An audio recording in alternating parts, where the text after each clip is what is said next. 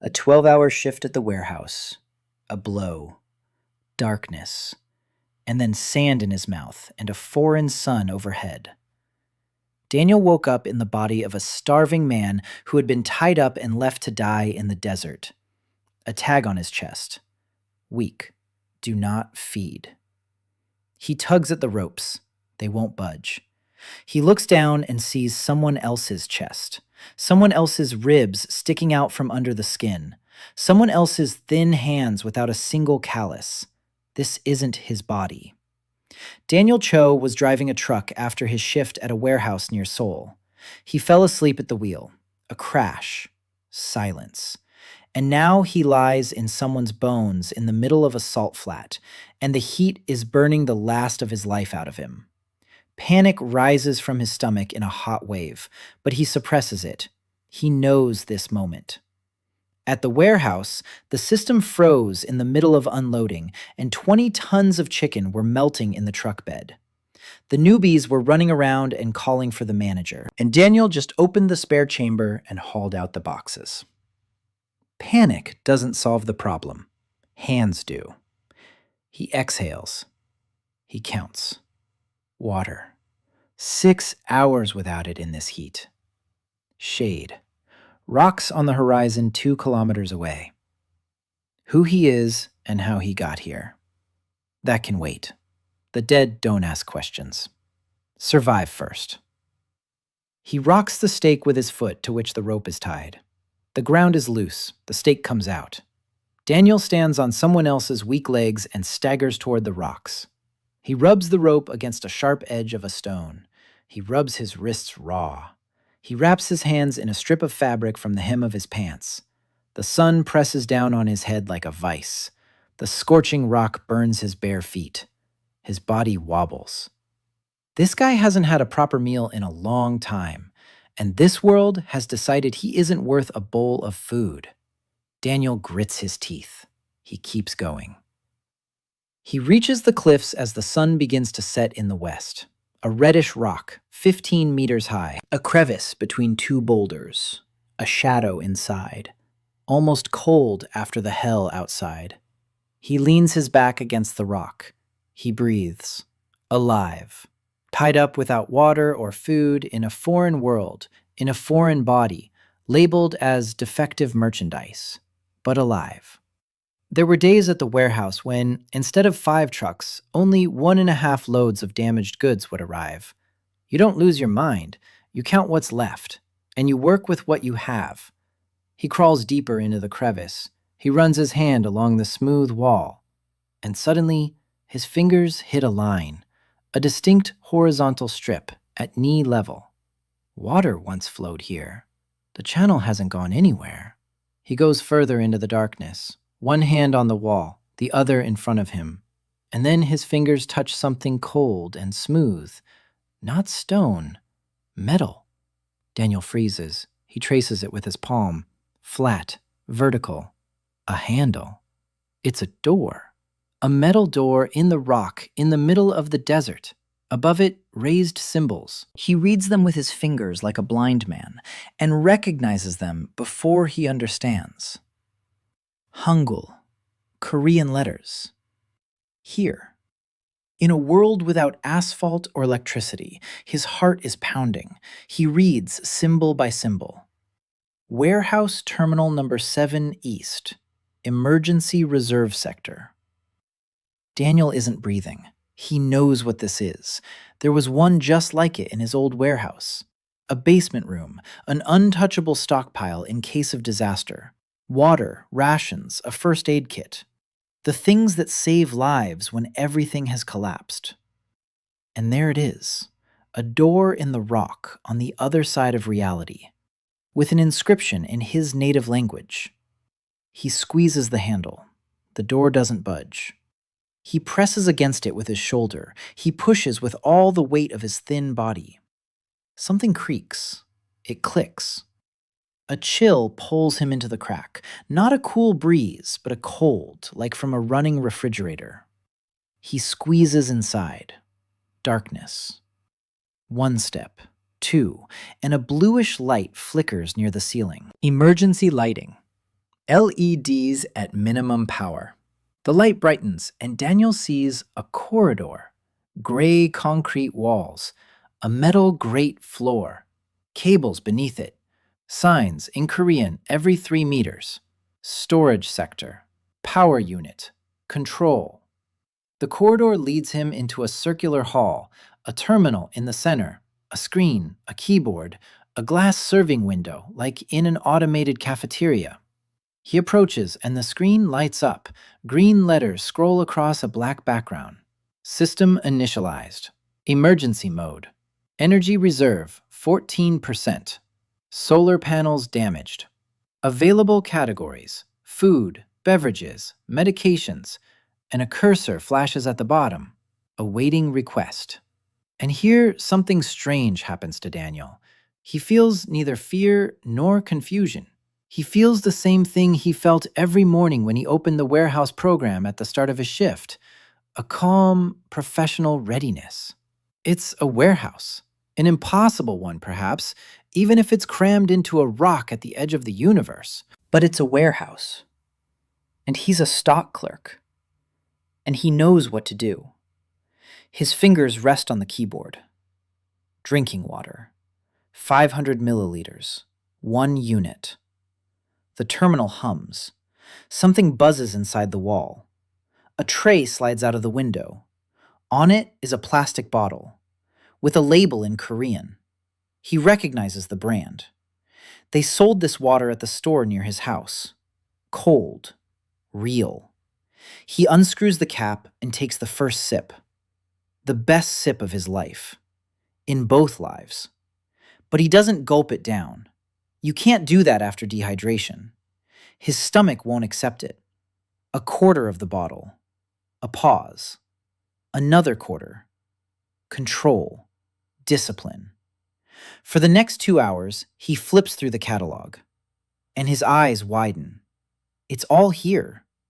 Rice, flour, sugar, canned goods, meat, fish, antibiotics, vitamins, hundreds of pages. This isn't an emergency kit. It's an entire food supply base for years of self-sufficiency. But there's not enough energy. At 17%, the terminal produces 35 servings a day, more than enough for one person, not nearly enough for 100. He finds the maintenance section. 8 solar panels on the rock. 6 are buried in sand. 1 is cracked. 1 is working. Clean 5 and the power will rise to 70%, 120 portions a day, a number he can work with. He falls asleep right on the cold grate. That's how those who know tomorrow will be a hard day fall asleep. In the morning, the terminal's beep wakes him. Charging has begun. He eats a portion of rice sitting cross-legged on the floor, and he catches himself thinking. 35 servings. He needs 3. What to do with the remaining 32? He doesn't know where he is yet. He doesn't know the language, but he's already counting the leftovers and thinking about how to distribute them. He smirks. Fine. This is what he knows how to do. This is what keeps him going. The climb up the rock takes an hour. His body is weak. His fingers slip. His knees tremble. But he keeps climbing. From the summit, he can see far. To the north, a white plain. To the south, a ridge of rocks. In the west, something green in the distance. Maybe trees, maybe grass. In the east, emptiness, stretching to the edge of the sky. The west is life. The east is death. He commits it to memory. Then he finds slabs on the southern slope. He drops to his knees and shovels the hot sand with his bare hands. No gloves, no shovel. The sand burns his palms and gets under his nails. He digs and digs. The first panel is clean. The second. The third. By noon, 4 are cleared. His hands are scraped raw. He goes down to the terminal. The screen shows new numbers. Power at 52%. 91 portions per day. Daniel sits down on the floor. He looks at his red, scraped hands. 91 An insane amount for one person, but he already knows he won't be alone. She appeared on the third day. Daniel was sitting at the entrance to the crevice, whittling a stick against a rock. Not out of boredom. He needed a tool, something to dig with, something to scrape the remaining sand off the panels. He couldn't work with his hands anymore. His palms were covered in blisters, and every movement of his fingers sent a jolt of pain through him. He wrapped them in strips of cloth torn from his shirt. The shirt was getting shorter and shorter. Soon, only rags would remain of it. He heard the sound before he saw its source. A rustle, quiet, like a mouse on the floor. Then ragged breathing, and the crunch of pebbles underfoot. Someone was walking through the crevice, slowly, unevenly, stumbling. Daniel stood up. He grabbed a sharpened stick, not to attack, just to have something in his hands. A figure emerged from around the bend in the stone wall, small, thin. She took 2 steps and fell to her knees, then face down, face in the sand. She didn't move. Daniel approached. He turned the figure onto its back. A girl. He would have guessed she was about 12, maybe 11. Her hair was tangled and dirty. Her face was gray. Her lips were cracked and bleeding, just like his own had been 2 days earlier. Her eyes were half open, cloudy. She was looking at him but didn't see him. Daniel placed his palm forehead. Hot. A fever. Dehydration. Severe. He pinched the skin on the back of her hand. The skin remained creased. It didn't spring back. Bad. That meant her body had lost a lot of fluid. A great deal. He hoisted her under her back and dragged her toward the terminal entrance. She was light, terribly light, like an empty box, bones and skin. He carried her inside. The cold air of the terminal washed over them both. The girl didn't react. Her eyes were closed. Her breathing was rapid and shallow. Daniel laid her on the floor and ran to the terminal. He didn't order water. That was the first and most important decision. Plain water after such severe dehydration could kill her. He'd seen it in a training video during the first aid course they'd forced him to take at the warehouse 2 years ago. A person finds someone who's dehydrated, gives them a drink. The person drinks greedily. The stomach can't handle it. Vomiting, convulsions. The body loses even more fluid. A vicious cycle. Something else is needed. Daniel typed on the keyboard. Oral rehydration solution, powder, single dose. The terminal dispensed a small packet. White powder. The ingredients are printed on the package in small print. Sodium chloride, potassium chloride, glucose, trisodium citrate. All in the right proportions. He ordered water. Warm, not cold. Cold water would cause stomach cramps. The terminal dispensed a bottle at room temperature. Daniel opened the packet. He poured the powder into the bottle cap. He added water, stirred it with his finger. Then he thought. He ordered one more thing. Honey. A small portion, 5 grams. He squeezed a drop into the solution, stirred it. A drop of honey. So it wouldn't taste so disgusting, so the girl wouldn't spit it out. A small thing, but small things matter. He sat down next to her. He lifted her head. She was unconscious, but her lips were moving. A reflex. She was looking for water. He brought the cap to her lips, tilted it, just a little.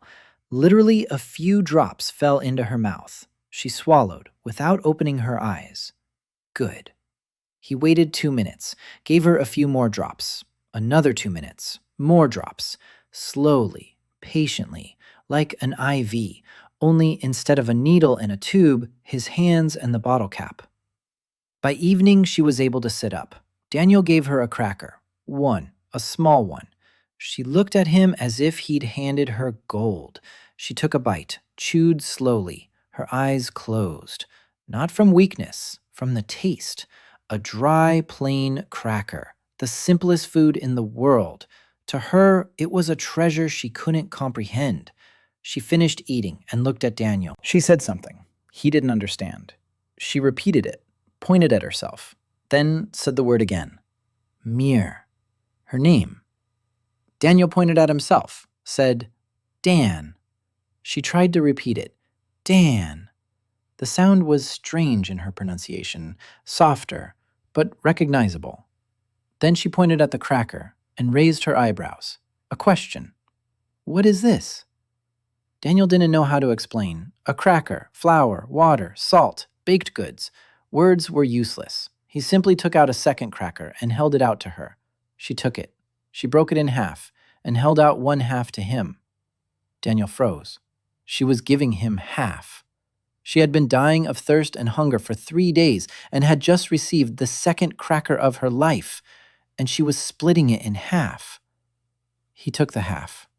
They ate together, in silence, in the blue light of the emergency lighting, on the cold metal floor of a warehouse from another world. Daniel didn't sleep that night.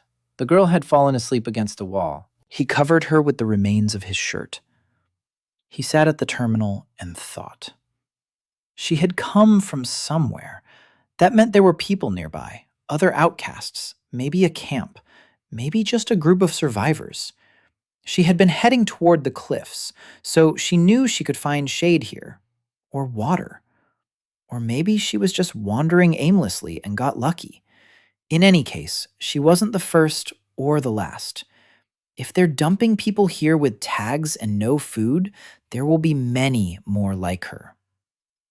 Daniel stared at the terminal screen. 91 rations per day. He uses 3 of them alone. That leaves 88. One person needs about 2 rations a day, counting both water and food, so he can feed another 40 people. If he cleans the remaining panels, even more. The thought was simple and terrifying at the same time. On the morning of the 4th day, Mire woke up on her own. She sat up. She looked around, then at Daniel. And for the first time, she smiled, weakly, with just one corner of her mouth. But it was a smile. He gave her breakfast, rice with a piece of dried fish, a bowl of water. She ate and stared at the terminal with eyes wide with surprise. He showed her how he ordered. He typed out the text. He pressed a button. Food came out through the little window. She recoiled. Then she came closer. She touched the glass of the window, looked at him, said something long and fast. He didn't understand, but from the intonation, it was something like, "You're a sorcerer." Daniel shook his head, pointed at the keyboard, pointed at his hands, shook his head again. Not magic, a machine. She didn't understand, but she accepted it. Children accept the incomprehensible more easily than adults. After breakfast, Daniel went outside. Mire followed him. He tried to explain with gestures that she'd be better off staying inside, in the cool. She shook her head, stubbornly. She followed him. He gave in. They climbed the rock together. He led the way. She followed. Her slender fingers clung to the ledges. At the top, he showed her the panels. The 2 remaining ones were covered in sand. He gestured what needed to be done. Shovel the sand. She nodded and began working beside him, silently. Her hands were small. She shoveled the sand by the handful, slowly, but she didn't stop. By noon, they had cleared the 5th panel. They left the 6th for tomorrow. They climbed down. Daniel checked the terminal. 61% capacity, 107 servings a day. He nodded. Good. Every panel counts. Every percentage point means another hot meal for someone. On the 5th day, a young man arrived, tall, as thin as Mire, with the same gray face and sunken eyes. He emerged from the desert to the west and walked straight toward the cliffs, determined. He knew where he was going. Mire saw him first. She jumped up, screamed, ran toward him. He saw her, and something changed on his face. He rushed forward. They collided halfway there. He wrapped his arms around her, lifted her up, pressed her close. She clung to him with both hands. They spoke quickly, talking over each other. They cried, both of them. Daniel stood to the side and waited. It was a brother. He understood that without a translation, by the way the man held her, by the way she hid in his arms. A brother had come looking for his sister, across the desert, alone. When they finally let go of each other, the man looked at Daniel. Taryn stayed, and he wasn't alone.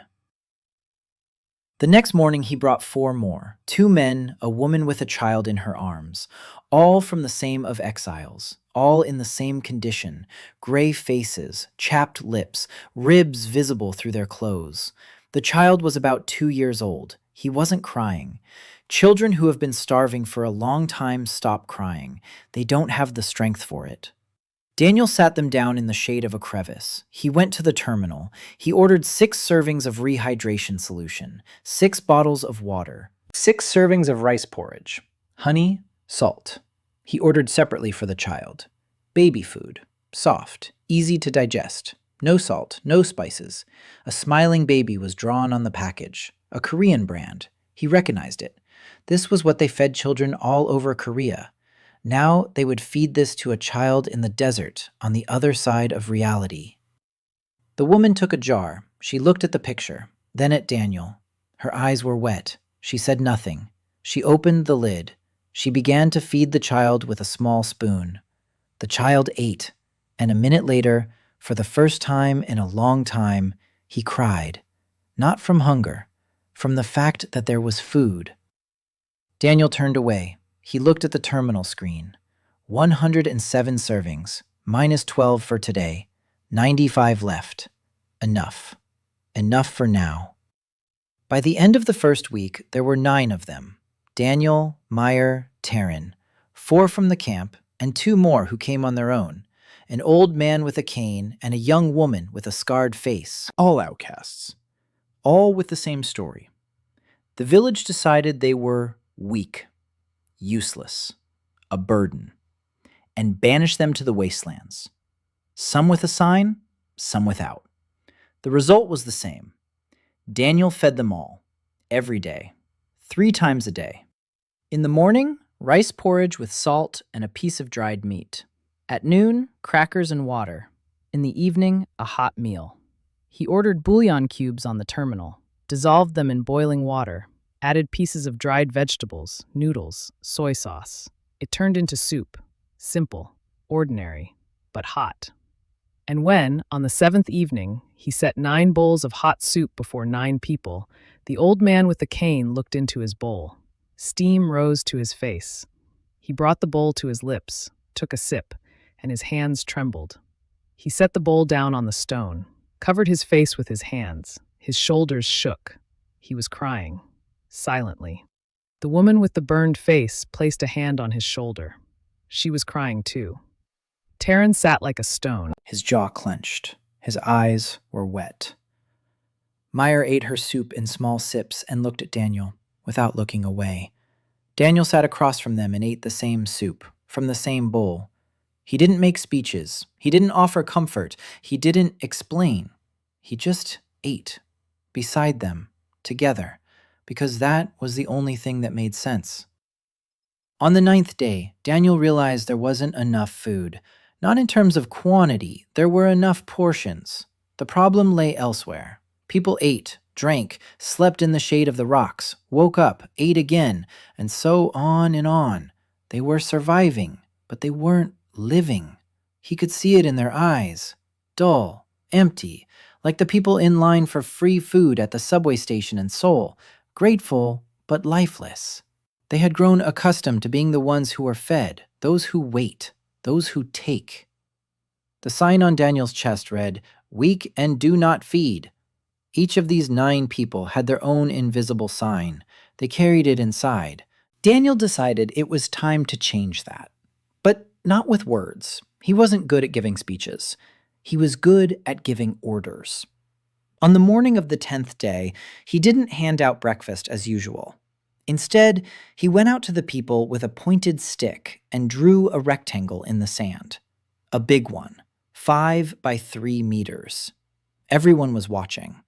He pointed at Taryn, pointed at the stick, pointed at the rectangle, and made a gesture with his hands. Dig. Taryn frowned. He looked at the rectangle, then at Daniel.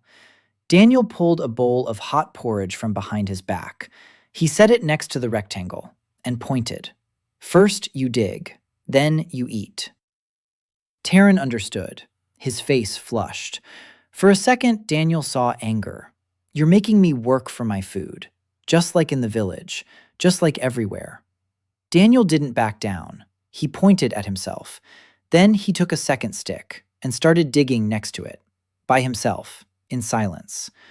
A minute later, Taryn stood next to him and started digging too. That evening, Daniel cooked a real hot meal for everyone for the first time. Not soup from a bouillon cube, real rice porridge with meat and vegetables. He ordered rice from the terminal. Dried meat, freeze-dried carrots, freeze-dried onions, soy sauce, sesame oil. They had built a fire pit out of stones back on the 6th day. Taryn found something resembling flint in the rocks, a spark, dry roots of some kind of shrub. Fire. Daniel placed a tin can from a can, a big one, about 3 liters. He poured in water, added rice. When the rice was cooked, he added finely chopped meat, carrots, onions, a spoonful of soy sauce, a drop of sesame oil. The aroma wafted through the crevice, and Daniel saw all 9 people turn their heads in one direction, toward the fire, like sunflowers toward the sun. This scent was unfamiliar to them. There was no soy sauce in this world. There was no sesame oil. These things simply didn't exist here. For Daniel, it was the usual porridge he cooked for himself after night shifts. For them, it was a scent from another planet. He divided the porridge into bowls, tin cans from canned goods. They became dishes. He handed them out. Everyone took one. Everyone watched. No one ate. They waited. Daniel didn't understand at first. Then he understood. They were waiting for him to start first. He picked up a bowl, took a sip, nodded, and then they began to eat. The old man with the cane ate slowly. He held each spoonful in his mouth for a long time, as if trying to remember. The woman with the burned face ate and shook her head, quietly, as if she didn't believe it. Taryn ate quickly, like a man, without ceremony, but he stopped at the 3rd spoonful. He looked into the bowl, then at Daniel, and nodded, once, briefly. It wasn't a bow of gratitude like the first time. It was something else. Acknowledgement. You're not just feeding me. You're feeding me in a way that makes me want to keep living. Mire sat next to Daniel. She ate her porridge with small, neat movements. She already looked better. Her face had regained some color. Her eyes had cleared up. She had started to gain weight. Just a little. But her cheeks weren't sunken anymore. Daniel noticed it. Noticed and made a mental note. Like in a warehouse, stock levels are recovering. Inventory is rising. Normal. On the 12th day, 3 more arrived. On the 14th, 5 more. Word was spreading across the Wastelands. Daniel didn't know how. He hadn't sent any messengers. He didn't call them. But people came. Outcasts, loners, small groups of 2 or 3, all in the same condition, emaciated, dehydrated, with empty eyes. They came to the cliffs. They found the crevice.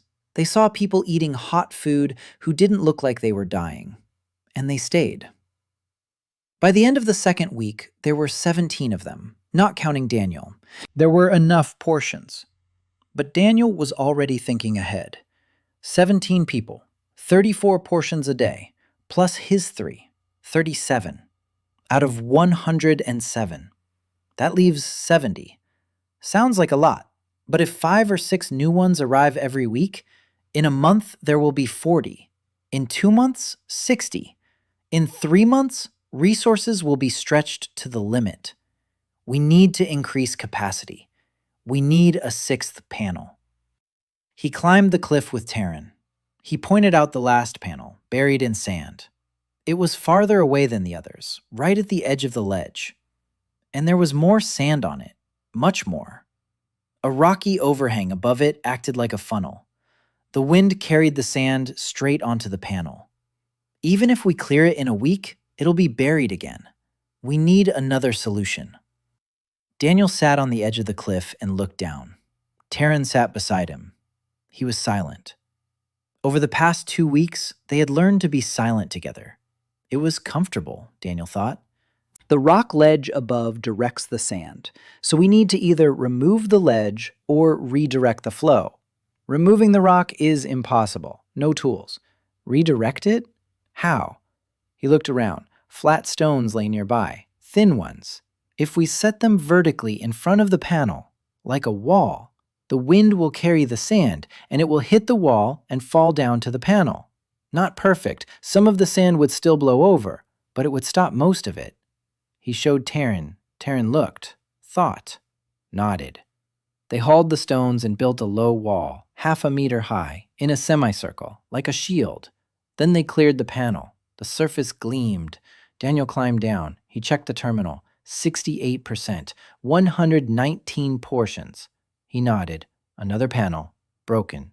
It couldn't be fixed, but 6 out of 7 working was good enough. On the 17th day, Daniel established the first rule. He couldn't explain it in words. He was learning the language bit by bit. Mire turned out to be a patient teacher. She would point to objects and say the word. Daniel would repeat it. Water, food, stone, fire, hand, foot, sky, sun.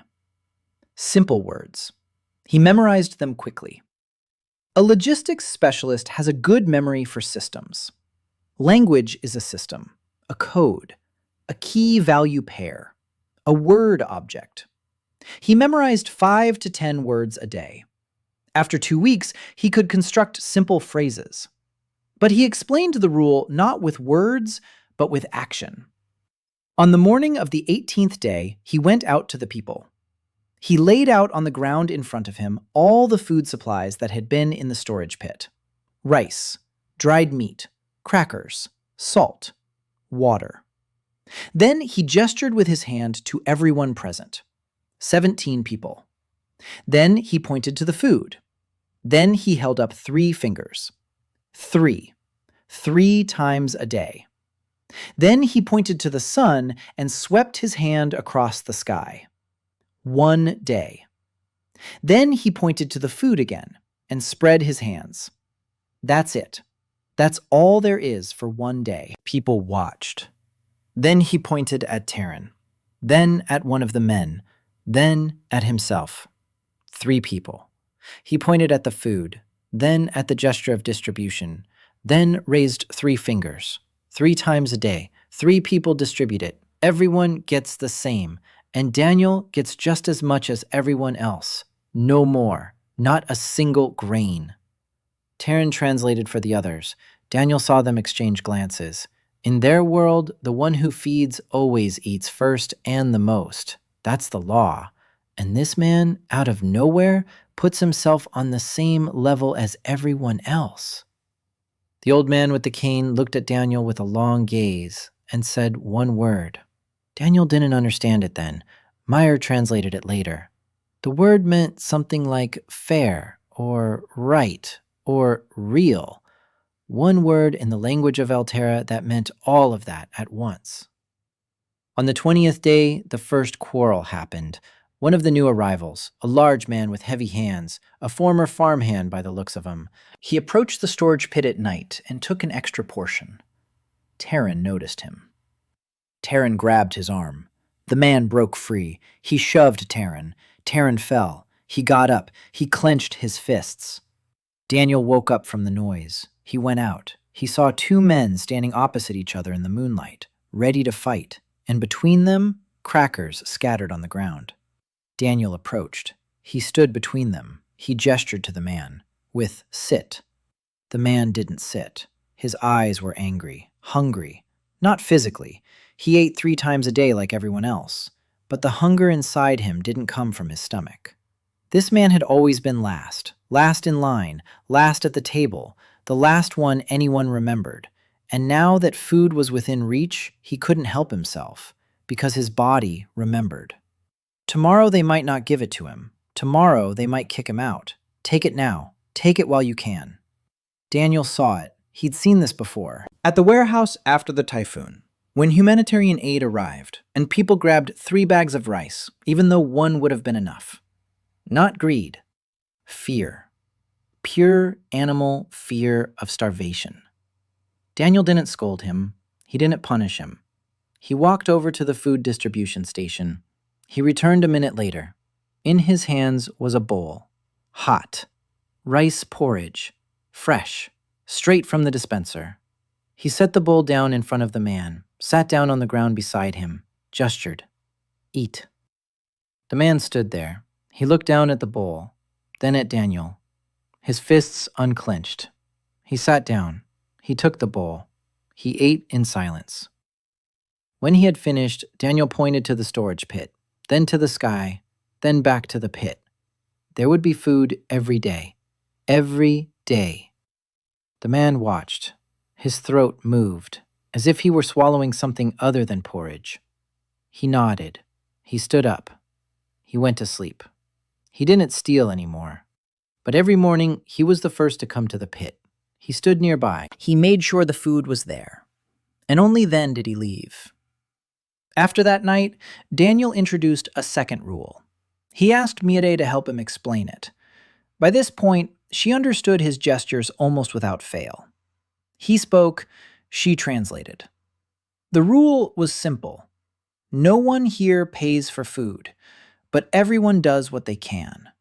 Those who can carry stones, carry stones. Those who can sew, mend clothes. Those who can count, help tally the supplies. Those who can't do anything, learn. You pay not with food, but with what you are. People listened.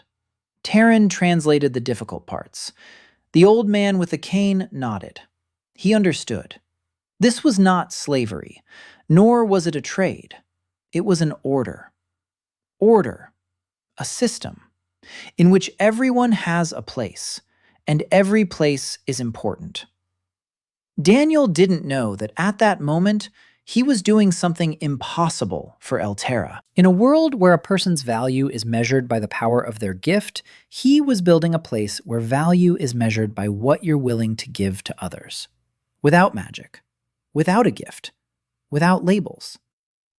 By the end of the first month, there were 32. Daniel kept track. Every night before bed, he would go to the terminal and enter the data into a text file. The terminal system allowed him to save notes, a simple text editor. He recorded the number of people, daily ration consumption, remaining power, panel status, problems, plans. He kept track of it like a warehouse, because that's what it was. Only instead of goods on the shelves, there were people behind the walls.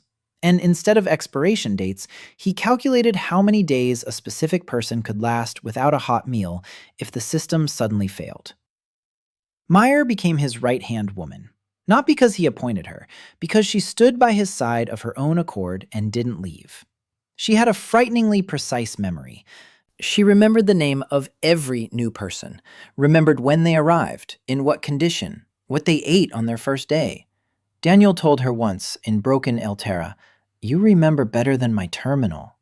She looked at him seriously and replied, "The terminal remembers numbers. I remember faces." The camp was changing. Every day something was added. A shelter made of stones and dry tree trunks blown in by the wind. A larger fire pit. A second fire pit for boiling water. Daniel found sugar and yeast in the terminal's catalog. He ordered them. He tried to bake bread. The first attempt failed. The flatbread came out flat, hard, and bitter. He threw it away. He tried again. He changed the proportions. Less yeast, more water, longer on the fire. The second attempt was better. The third almost worked.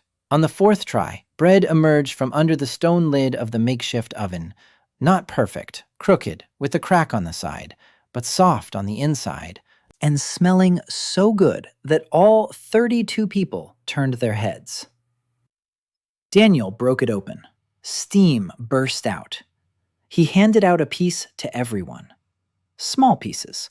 There wasn't enough for a whole loaf to go around. But everyone got one. The old man with the cane took a piece. He sniffed it, took a bite, chewed slowly. Then he looked at Daniel and said a word that Daniel already knew. That word meant warmth, not temperature, the warmth that comes from a person. Mire stood nearby, holding her piece with both hands. She pressed it close to her. She didn't eat it, she just held it, as if she were afraid it would disappear. On the 35th day, the first caravan arrived. Not outcasts, merchants, real ones. 3 wagons, 8 people. They were traveling through the wastelands along an old route to bypass the tax posts and had accidentally veered toward the cliffs. They saw smoke rising from the hearths. They approached. Daniel had learned of them in advance. Taryn had organized lookouts. 4 men took turns climbing to the top of the cliff and looked around. When the wagons appeared on the horizon, the lookout climbed down and reported. Daniel went out to meet them. Alone, unarmed. The merchants stopped at a distance. Their leader was a middle-aged man with shrewd eyes and a scar on his chin.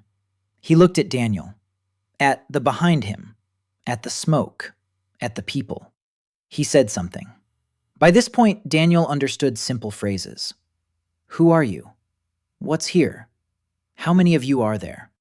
He answered, slowly, with mistakes, but clearly. We live here. We have food. We're not thieves. The merchant looked at him skeptically. There are no camps with food in the Wastelands. In the Wastelands, there are only the dead. He ordered his men to wait and came closer. Alone. Daniel led him into the camp, showed him the shelters, showed him the fire pits, showed him the storage pit. The merchant watched. His face changed. Distrust, surprise, greed. Then surprise again. Daniel proposed a deal. Not with money. He had no money, and he wasn't interested in money. He proposed an exchange. Food for tools. He showed the merchant the bread. Let him taste it. The merchant took a bite. Froze. Chewed. His eyes widened. He had never tasted anything like it. In Elterra, bread was rough, barren flatbread, made from barley flour, gray, heavy, tasteless. What Daniel had given him was soft, airy, with a light, sweetish aftertaste, like something from another world.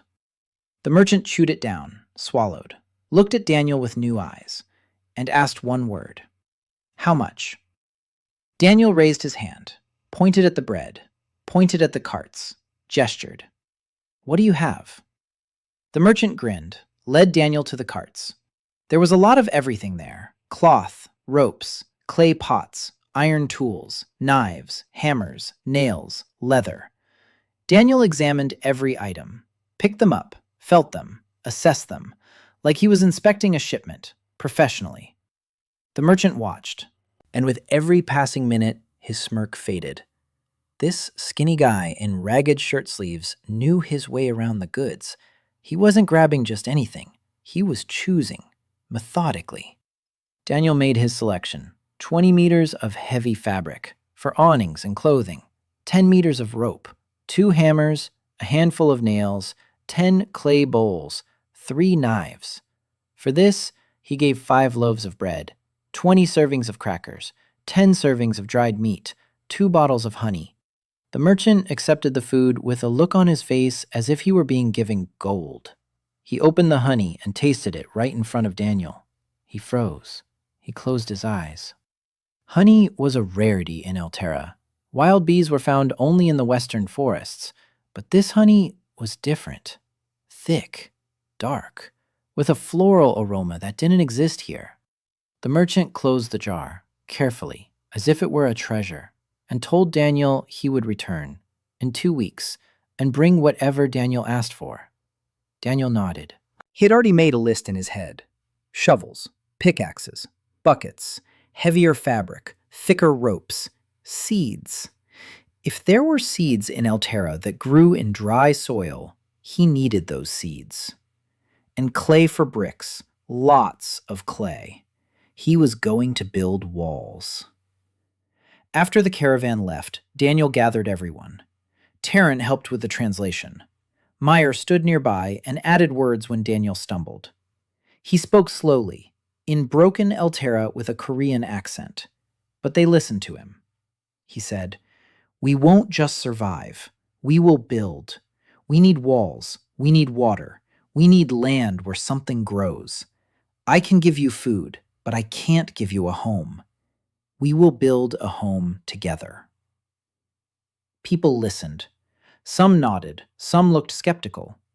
32 people in the desert, without magic, without tools, without protection, against a whole world that had decided they were trash. The old man with the stick stood up, leaning heavily on his staff. He scanned everyone present. Then he looked at Daniel and spoke a long sentence. Taryn translated. The old man said there was a saying in his village: "A wall begins with a single stone," and that he was old and weak, but he could still lift a stone. Then he bent down. He picked up a stone the size of a fist. He placed it in front of Daniel. Taryn bent down. He picked up a second one. He placed it next to the first. Mire picked up a third. The woman with the scarred face picked up a fourth. By evening, there was a pile of stones in front of Daniel. 32 stones, one from each of them. Daniel looked at the pile. And for the first time since he'd been in this world, his throat tightened. He swallowed. He nodded. And he said the one word he'd already learned in the language of Elterra. Good. Construction began the next day. Daniel wasn't an architect. He wasn't a builder. But he knew one thing. A warehouse needs walls. Any warehouse. Walls protect from the weather, from thieves, from the wind, from the sand. And walls also make a place a place. Not just a dot in the desert, but somewhere you can come to, and a place you don't want to leave. He sketched a plan in the sand with a stick. A simple rectangle, 20 meters by 15. Around the crevice leading to the terminal. Stone walls, 1.5 meters high. Not for defense, for marking. This is our place. Taryn organized the men to gather stone. The women mixed clay from sand and water to bind the stones together. The children brought small stones and filled in the cracks. Everyone worked, without exception. Daniel hauled stones too.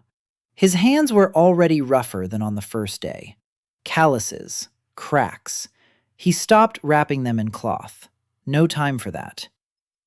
The wall grew slowly, centimeter by centimeter. By the end of the first month, one corner was ready, a quarter of one wall.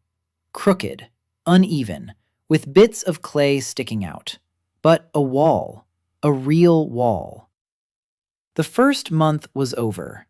Daniel stood atop the cliff and looked down at the camp. 2 shelters, 2 fire pits, a storage pit, a section of wall.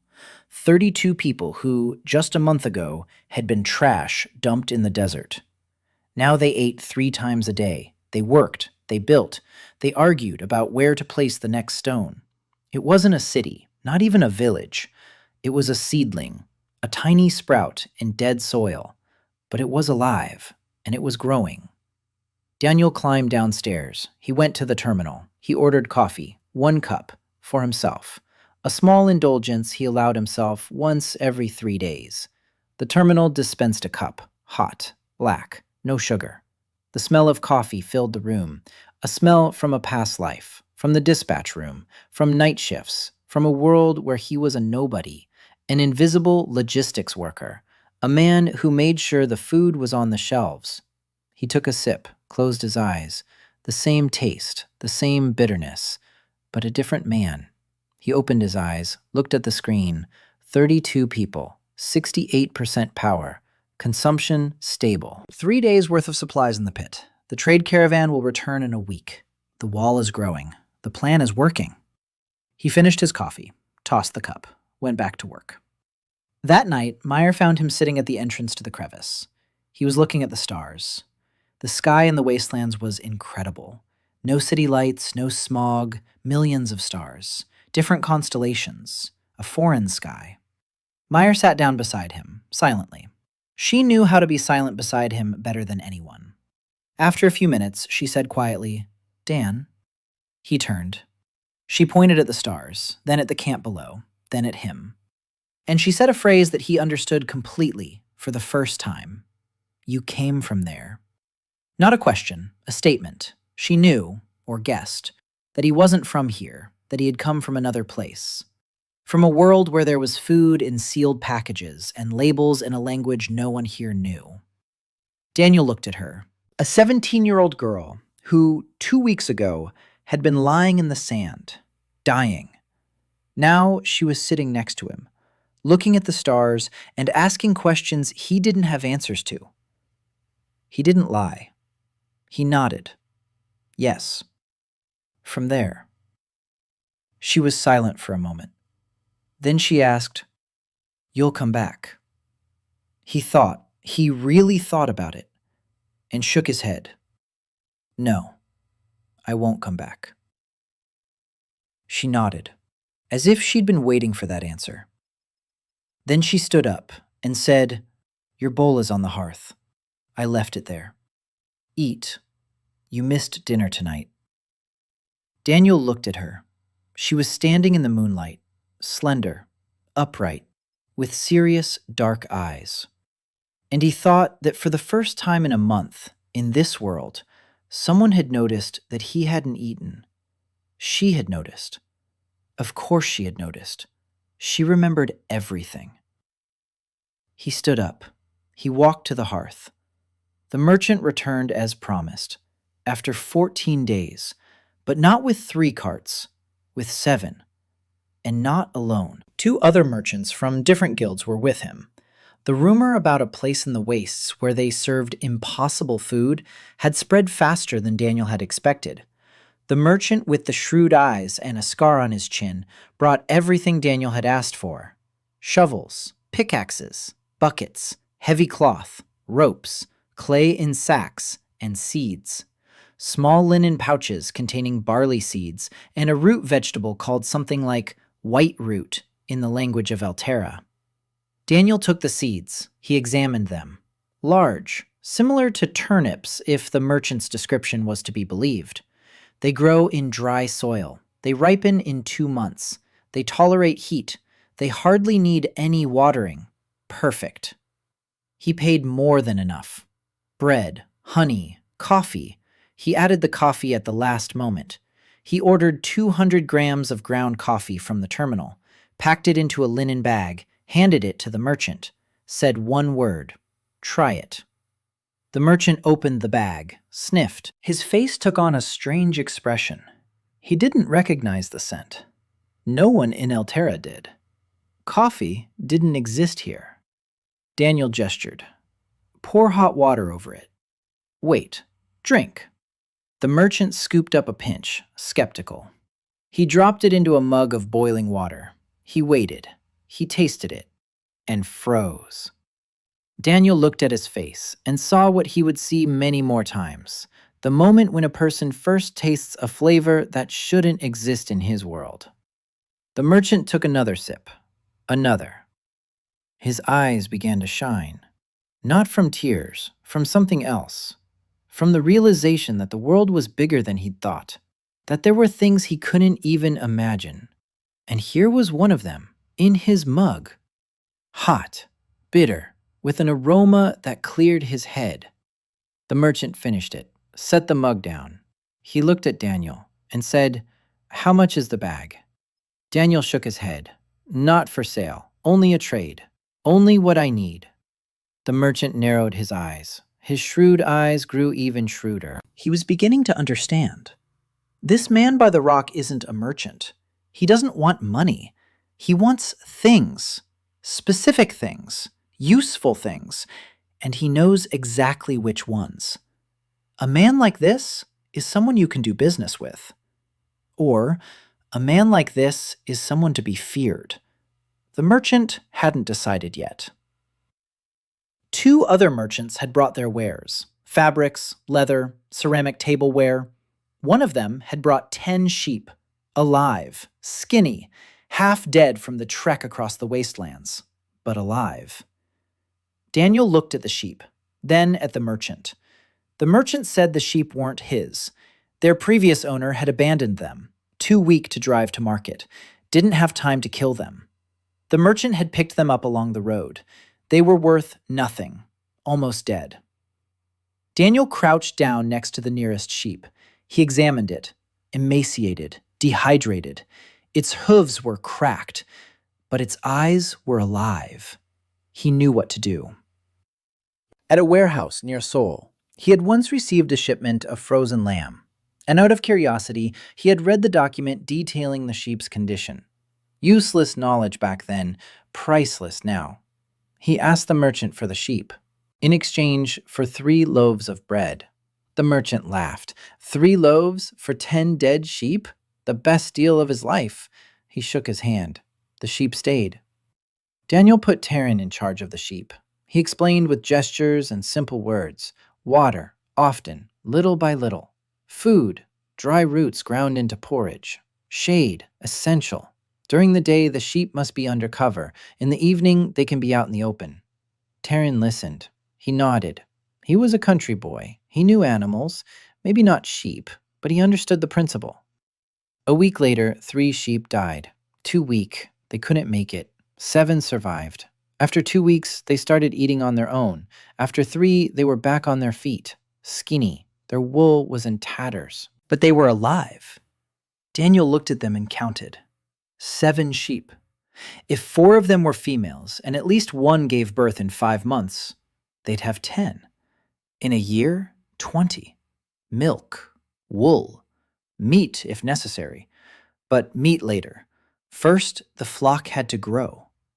Logistics, long-term planning, an investment with deferred returns.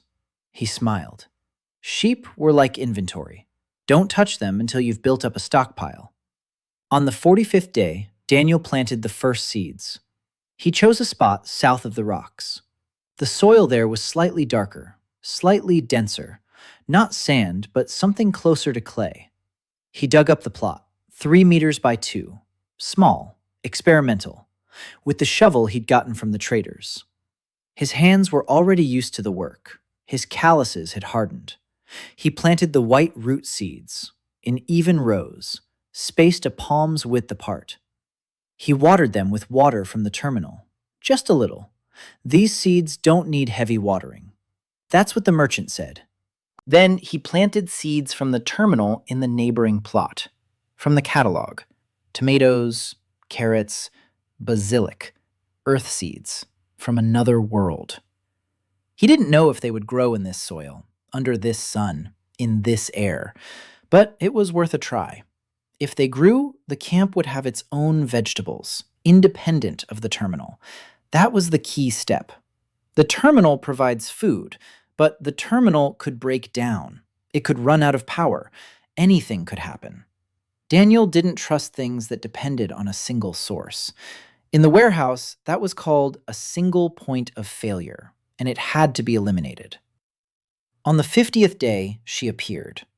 Daniel remembered that day because in the morning, he discovered that the tomatoes had sprouted.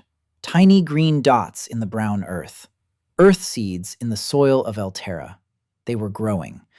He was kneeling over the garden bed, looking at the sprouts, when Taryn approached and said, "Someone's coming. One person, from the west." Daniel stood up. He walked to the western side of the camp. The wall here was already waist-high, crooked but sturdy.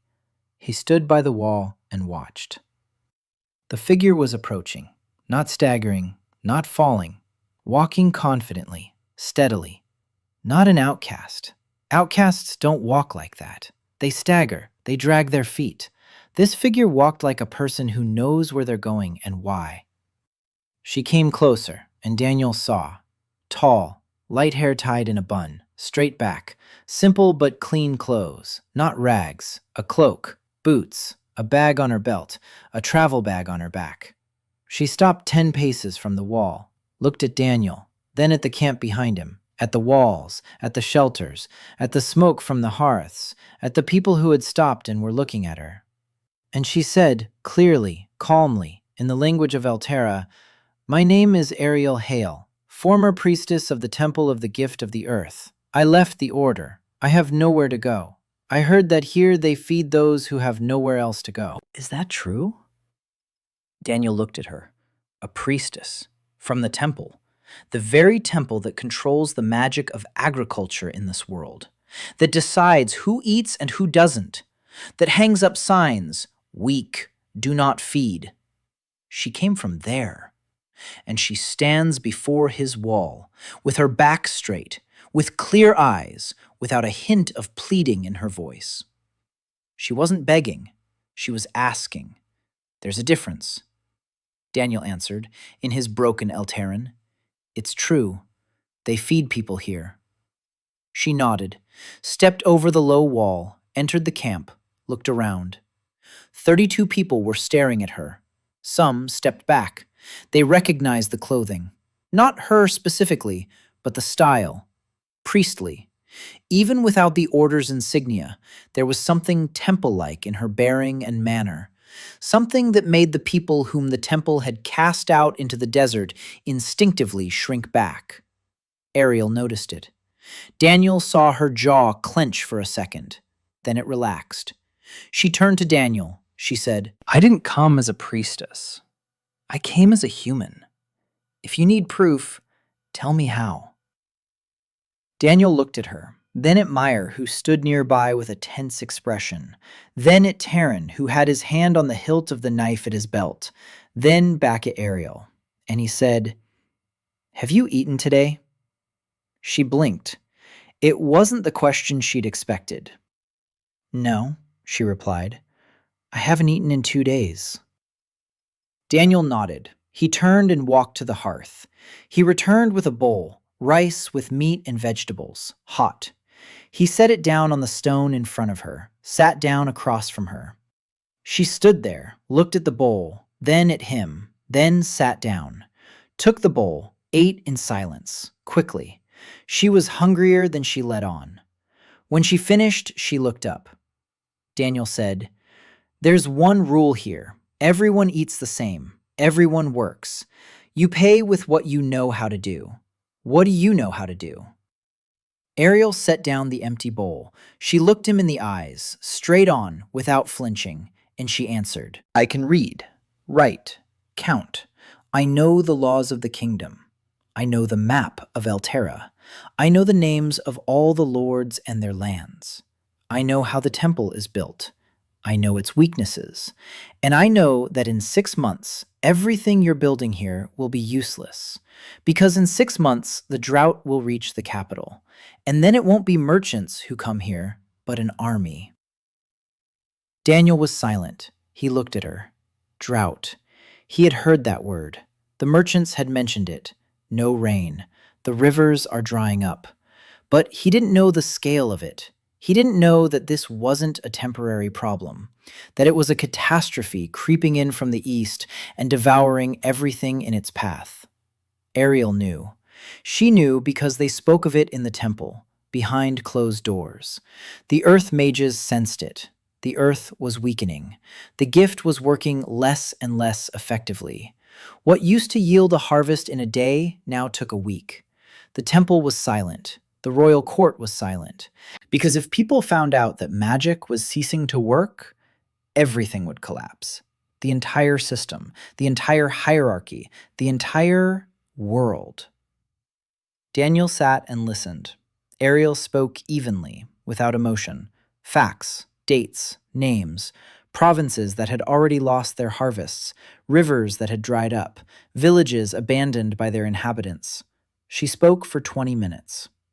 When she finished, Daniel was silent for a long time. He looked at his small camp.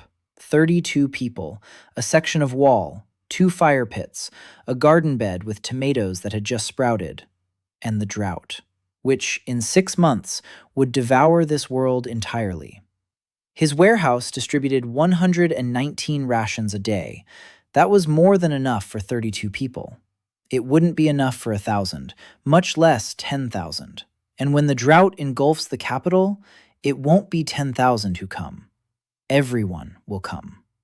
He looked at Ariel and asked, "Why did you come?" "The truth." She looked at him for a long time. Then she answered quietly, "Because for 10 years I served a God who feeds only the strong, and you feed the weak. And I became curious. Which of you is right?" Daniel stood up, walked over to the terminal, typed on the keyboard. "Bread, 1 portion. Next, butter, 10 grams. Salt, 2 grams. The terminal dispensed it. He returned. He placed a slice of fresh bread in front of Ariel, spread with butter, lightly sprinkled with salt. She looked at the bread. Her face changed. Something stirred for a single second. Then it returned to calm. But Daniel saw it. He knew this bread wasn't from a catalog. He knew it from the description Ariel would have given if she could. Bread with butter and salt. That's how they did it in the village, in her village, before the temple, before everything. She took the bread, took a bite, chewed. She swallowed. Her eyes grew wet. She didn't cry, but tears welled up in her eyes. She finished the bread, wiped her hands, looked at Daniel, and said one word. "I'll stay." That night, Daniel didn't sleep. He sat at the terminal and thought. Drought. 6 months. What could he do in 6 months? He opened a text file. He began to write. A plan. A long one. A detailed one. In Korean. Because he could think faster in Korean. Point 1. Increase the terminal's power. The broken panel. Can it be repaired? It needs to be inspected again. Thoroughly. Item 2. Walls. Finish the perimeter by the end of the 2nd month. Item 3. Water. Find a source. Or build a collection system. Morning dew, condensation, anything. Can't depend solely on the terminal. Item 4. Agriculture. If tomatoes grow, maybe other things will too. Expand the garden beds. Try growing grains. Point 5. People. 32 isn't enough. If the army comes, 32 people won't stop anyone. We need more. We need the camp to become a place where not only outcasts come, but also those who have something to lose. Merchants, artisans, maybe even soldiers. Point 6. Information. Ariel knows the world, knows politics, knows the map. Use that. Point 7. The mystery. Who sent the terminal? Why? Why specifically him? These questions aren't urgent, but they won't go away. He wrote until dawn. When he finished, the file took up 3 screens. He reread it, nodded, saved it, went outside. The sun was rising, orange, huge. The desert was pink in the morning light. Mire was already sitting by the hearth. She was making breakfast, rice porridge, just like every morning. She saw Daniel and said, "You didn't sleep again." He didn't answer. Sat down next to her. She set a bowl in front of him. Rice, meat, vegetables. His portion. Always the same. Always ready. He ate and watched the sunrise, and thought about how in 6 months this sun would shine on dead earth, if he didn't do anything, if he remained just a storekeeper. Mire sat down next to him. She ate her porridge, silently. Then she said quietly, "That woman, the priestess, she told you something bad." "Yes," Daniel replied. "Bad." Mire paused. Then she said, "But you didn't leave." Daniel looked at her. "No, I didn't leave." Mire nodded, as if that was all she needed to know. They finished breakfast. Daniel stood up. He walked to the wall. He picked up a stone. He put it back in place. Next one, next one. The day began. Ariel turned out to be more useful than Daniel could have imagined. On the 3rd day after her arrival, he sat her down next to him at the terminal and asked her to tell him everything she knew about the map of Alterra. She spoke for 4 hours. Daniel listened and drew with a stick on the trampled earth. The continent stretched from west to east. In the west, fertile plains. There was the capital. There were temples. There were large cities. The further east, the drier it became. Foothills, steppes, and finally, the wastelands. The very edge. The place where the unwanted were cast out. It was a 3-day journey by cart from the wastelands to the nearest large city. The city was called Carven, a trading crossroads.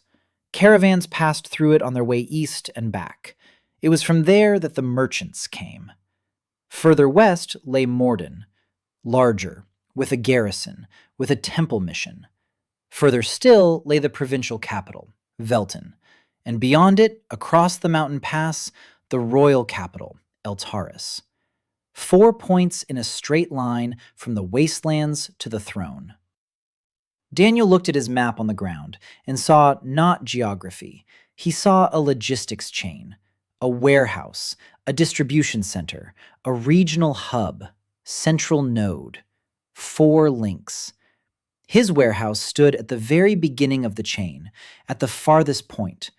But when the drought comes from east to west, his point will be the first on the path of those fleeing it. Ariel told him about the temple. The gift of the earth is not just an ability, it is a religion. The temple teaches that the earth bears fruit only for those who are worthy. Earth mages are the chosen ones, conduits of the earth's will. The stronger the mage is, the closer he is to God. Those weak in the gift are far from God. Those without the gift are rejected altogether. The logic is simple and cruel. If you are starving, it means the earth does not want to feed you. It means you are not needed. Exile to the wastes is not a punishment. It is a ritual. The priests say they release the weak into the earth's hands. If the earth wants him, it will return him. The earth does not want him. No one returns. Daniel listened, and his face remained unchanged. But inside, something tightened. The tag on his chest, weak, do not feed. This was not the cruelty of a single person. It was a system, state-sanctioned, religious, drilled into their heads from childhood. You're weak, so you're to blame. You're hungry, so you deserve it. He knew systems like this. In his world, they were different, less overt. But the essence was the same. If you work in a warehouse for minimum wage and fall asleep at the wheel after a 12-hour shift, then that's your problem. You should have tried harder. Ariel left the temple because the temple refused to feed the starving.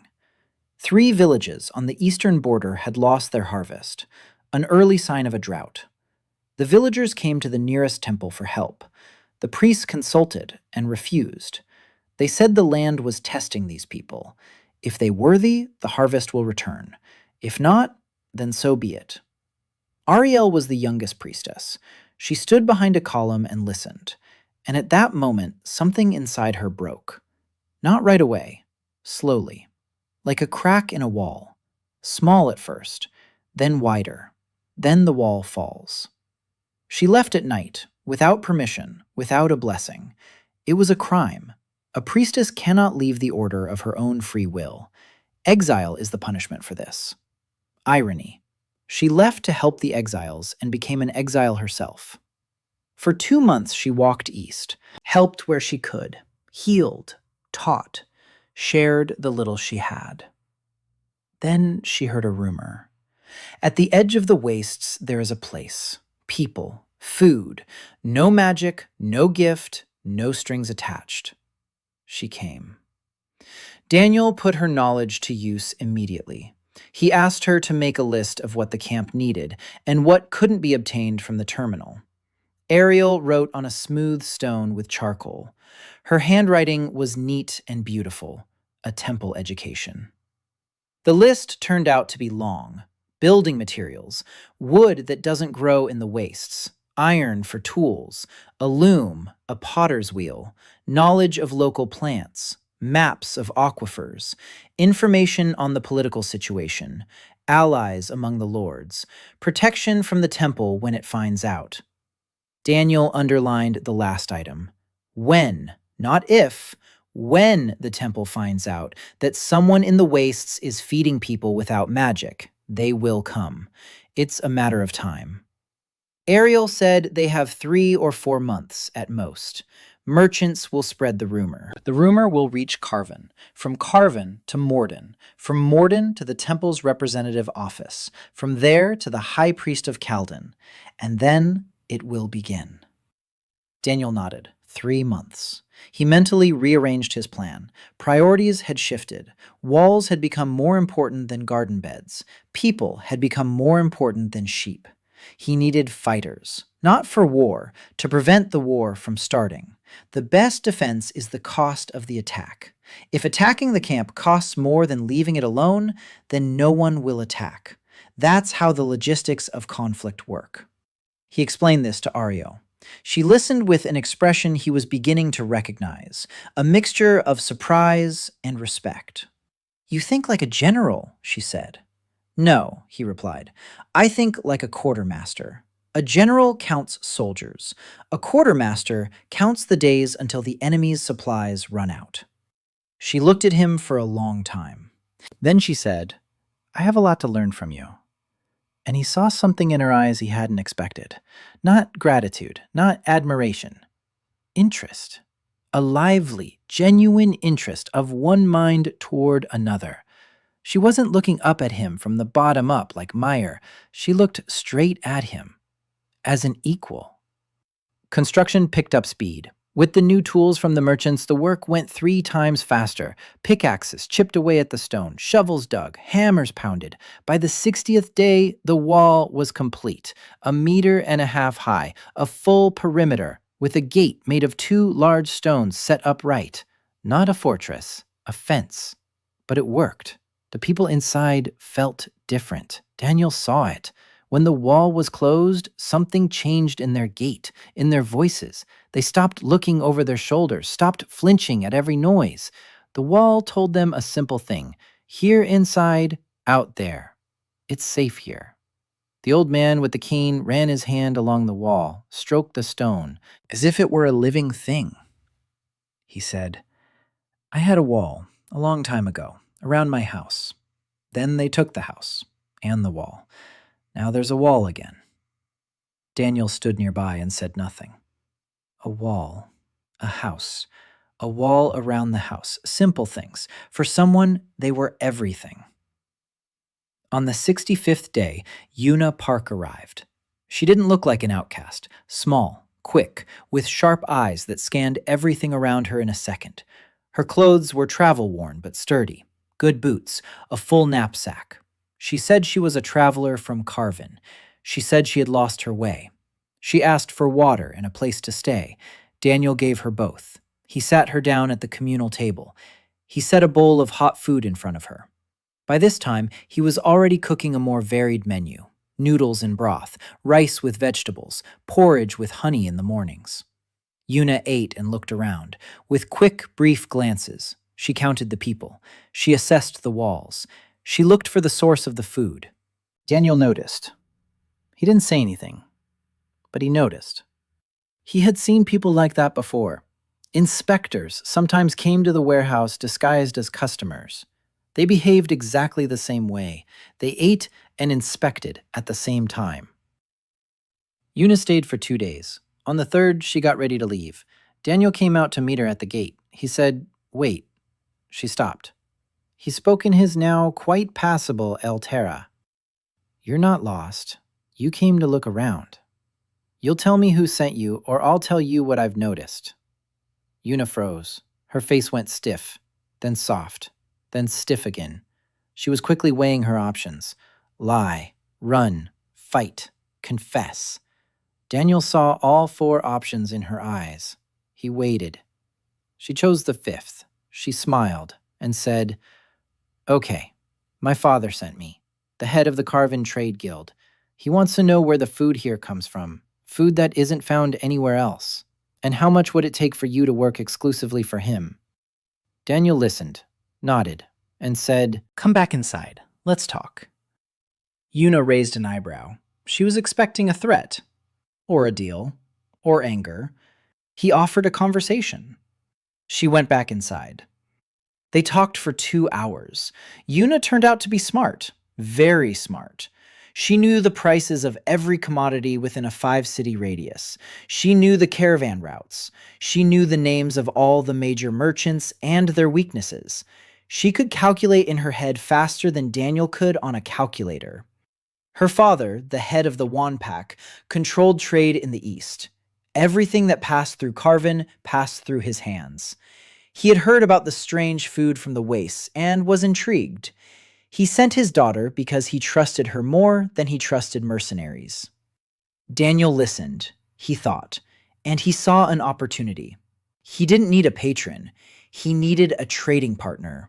Someone who could deliver what the terminal didn't provide: wood, metal, cloth, tools, animals, in exchange for what the terminal provided, but the world didn't know about: coffee, chocolate, spices, honey, premium flour. He didn't offer Yuna a deal with her father. He offered her a job to manage the camp's trade flows. Yuna laughed. "You're offering me to abandon my father and the guild for a job at a camp in the middle of the desert for 40 people. Daniel replied, "No, I'm offering you something your father will never give you. A place where you're valued for who you are, not for your last name." Yuna stopped laughing. She looked at him, and he could tell he'd hit the mark, right on target. She was silent for a long time. Then she said, "I'll think about it," and she left. A week later, she returned, with 3 carts of tools, with a letter from her father containing the terms of a trade agreement, and with a small leather trunk holding her personal belongings. She silently placed the trunk against the wall. She looked at Daniel and said, "I've thought about it." Daniel nodded. He turned to Mire. With Yuna's arrival, the camp ceased to be a camp. It became a trading hub. Yuna worked like a machine. She drew up a table of exchange rates. Daniel's loaf of bread was equal to 2 measures of cloth. A serving of coffee was equal to a measure of iron nails. A jar of honey was equal to a leather belt and 3 meters of rope. She devised a system that didn't exist in Altera: fixed prices. In this world, every transaction was a haggle. Buyer and seller argued until they were hoarse. Yuna said no. There is one price for everyone, always. Take it or leave it. At first, the merchants were outraged. Then they got used to it. Then they appreciated it. Because a fixed price means predictability, and predictability means trust, and trust means money. Yuna understood this intuitively. Daniel understood it from experience. His old warehouse had the same system: contract, price, volume. No surprises. When he explained the concept of a contract to her in the language of Altera, interspersed with gestures, she looked at him and said, "You're from a place where people are smarter than here." He shook his head. "Not smarter. They've just been trading longer." By the 80th day, the population had grown to 53. The stream of exiles didn't stop. But now others were coming too. Artisans from small villages ravaged by poor harvests, wandering laborers, single women with children, elderly couples with no one to feed them. Everyone received a bowl. Everyone received a spot by the wall. Everyone was asked a question: "What can you do?" One man said he could weave baskets. Daniel said, "Weave." Another said he could cut stone. Daniel said, "Cut." A woman said she could weave. Daniel said, "The loom will be here in 2 weeks. Wait and help in the kitchen for now." Everyone took their place in the system, like merchandise on a shelf. Everyone in their place. Everyone is needed. Ariel kept track of the people. Name, where from, what they can do, health status, special needs. She wrote with charcoal on flat stones. Then Daniel ordered paper on the terminal. Plain white paper. And pencils. The terminal dispensed them. Stationery was listed in the catalog under Basic Supplies. Ariel picked up a pencil. She turned it over in her hand. She tried it out. The line was thinner and clearer than with charcoal. She looked at Daniel. He shrugged. "It's a pencil. an ordinary thing. For her, it was a small miracle. The garden beds were growing. The tomatoes had grown 20 centimeters, green, strong. The carrots had sprouted tops. The basil produced its first leaves.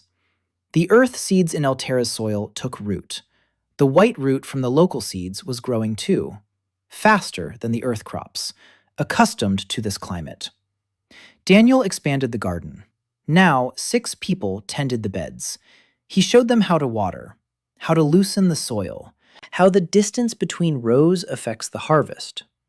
Simple things he knew from articles he'd read by chance during night shifts at the warehouse. When he was bored, he read everything in sight. Articles about agriculture, about cooking, about food chemistry, about food preservation. Useless knowledge for a logistics specialist who would never be a farmer. Now, every bit of that knowledge was worth lives. On the 91st day, what Daniel had both been waiting for and feared happened. Taryn woke him up in the middle of the night. His face was serious. His voice was quiet. People on the horizon, lots of them, with lights, coming from the west. Daniel went outside the wall. He stood on a rock. He looked. In the west, in the darkness, points of light were moving. Torches. 10, 15, maybe 20. Too many for a caravan, too organized for refugees. They were marching in formation. About a 2-hour journey away. They'll be here by dawn. Daniel returned to camp. He woke Ariel. She looked at the torches and her face paled. "It's not the temple," she said. "Too early for a temple." "They're mercenaries, most likely from the Merchants Guild. Not from Yuna's father, from another one. One that didn't get access to food and decided to take it by force." Daniel woke Yuna. She cursed. Then she looked and cursed again. "Those are Garza's men," she said. "The head of the Western Trade Branch, my father's competitor. He found out about our exchange and decided it would be easier to take it than to negotiate."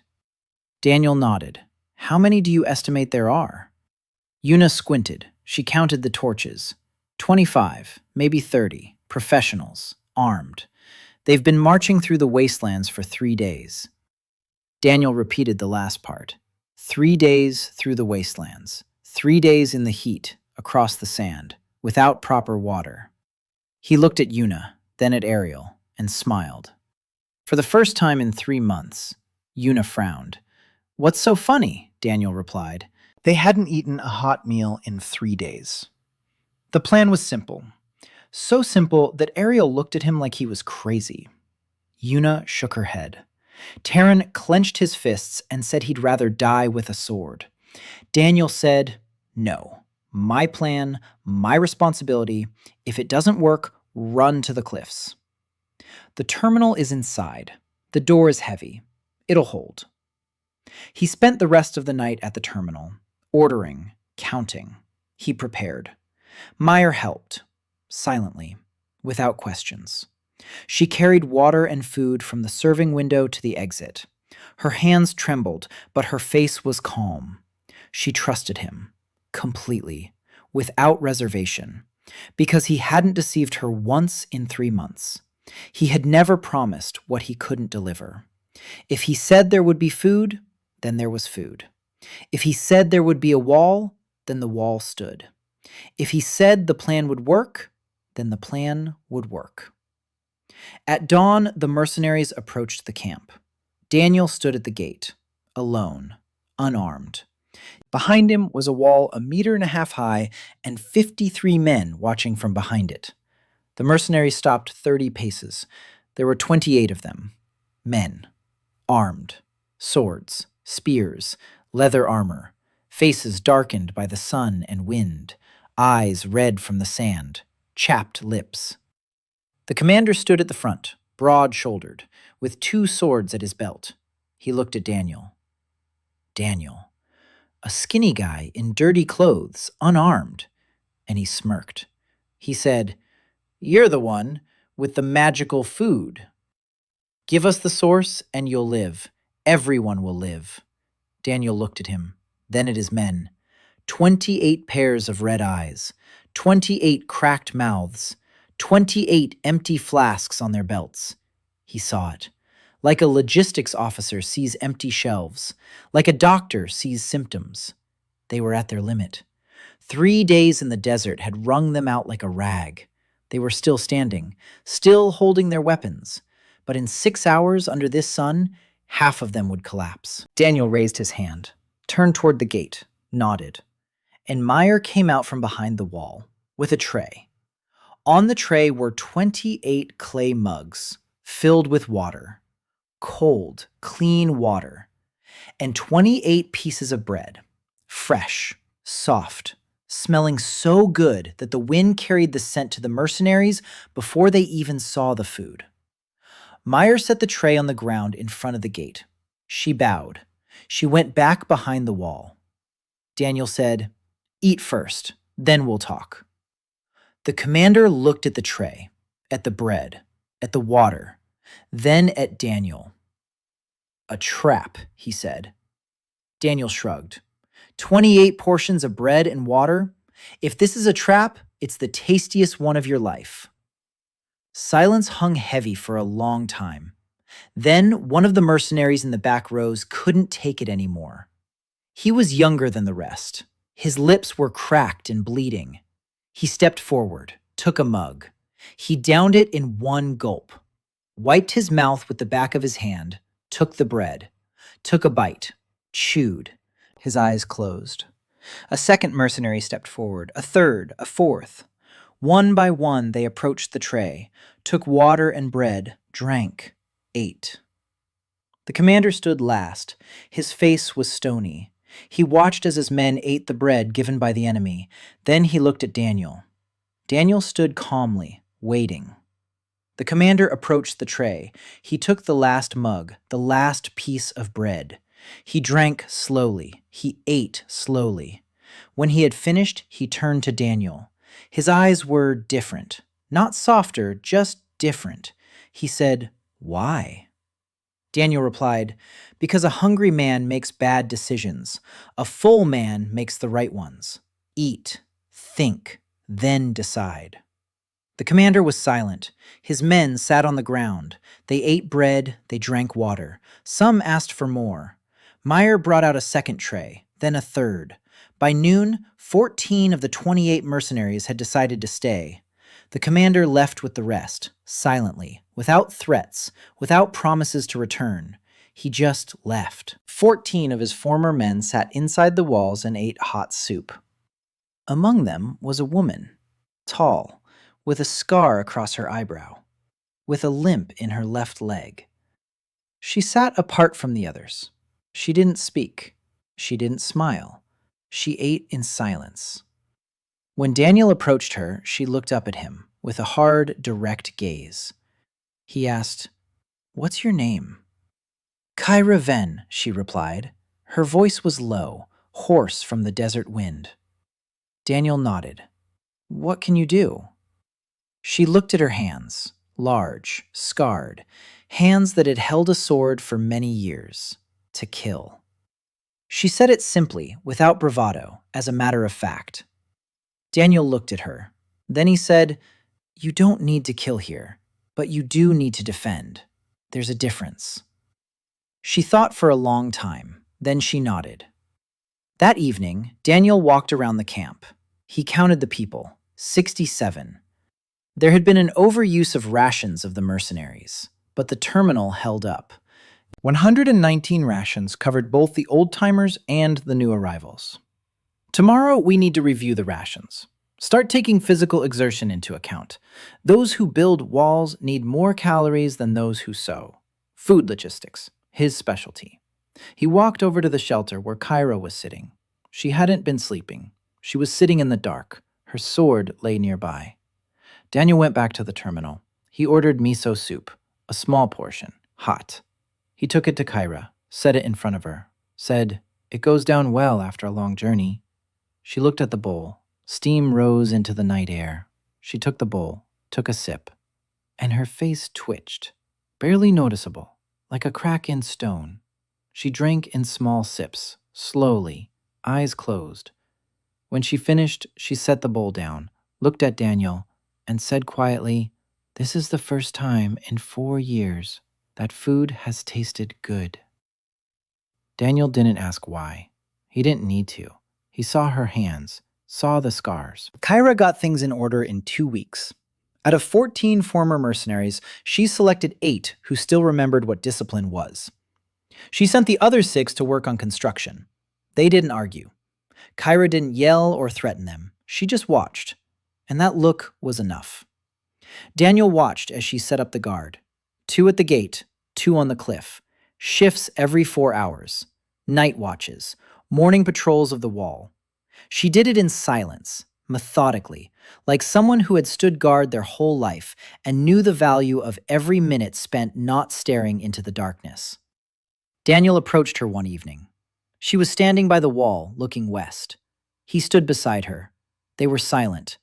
Then he said, "I need a head of security. Not temporary, permanent." Kyra looked at him, looked at the wall, looked at the people beyond the wall.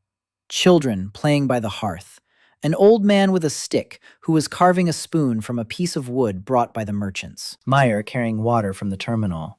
Then she looked at Daniel again and said one word. Yes. The 100th day, Daniel stood in front of the terminal and looked at the screen.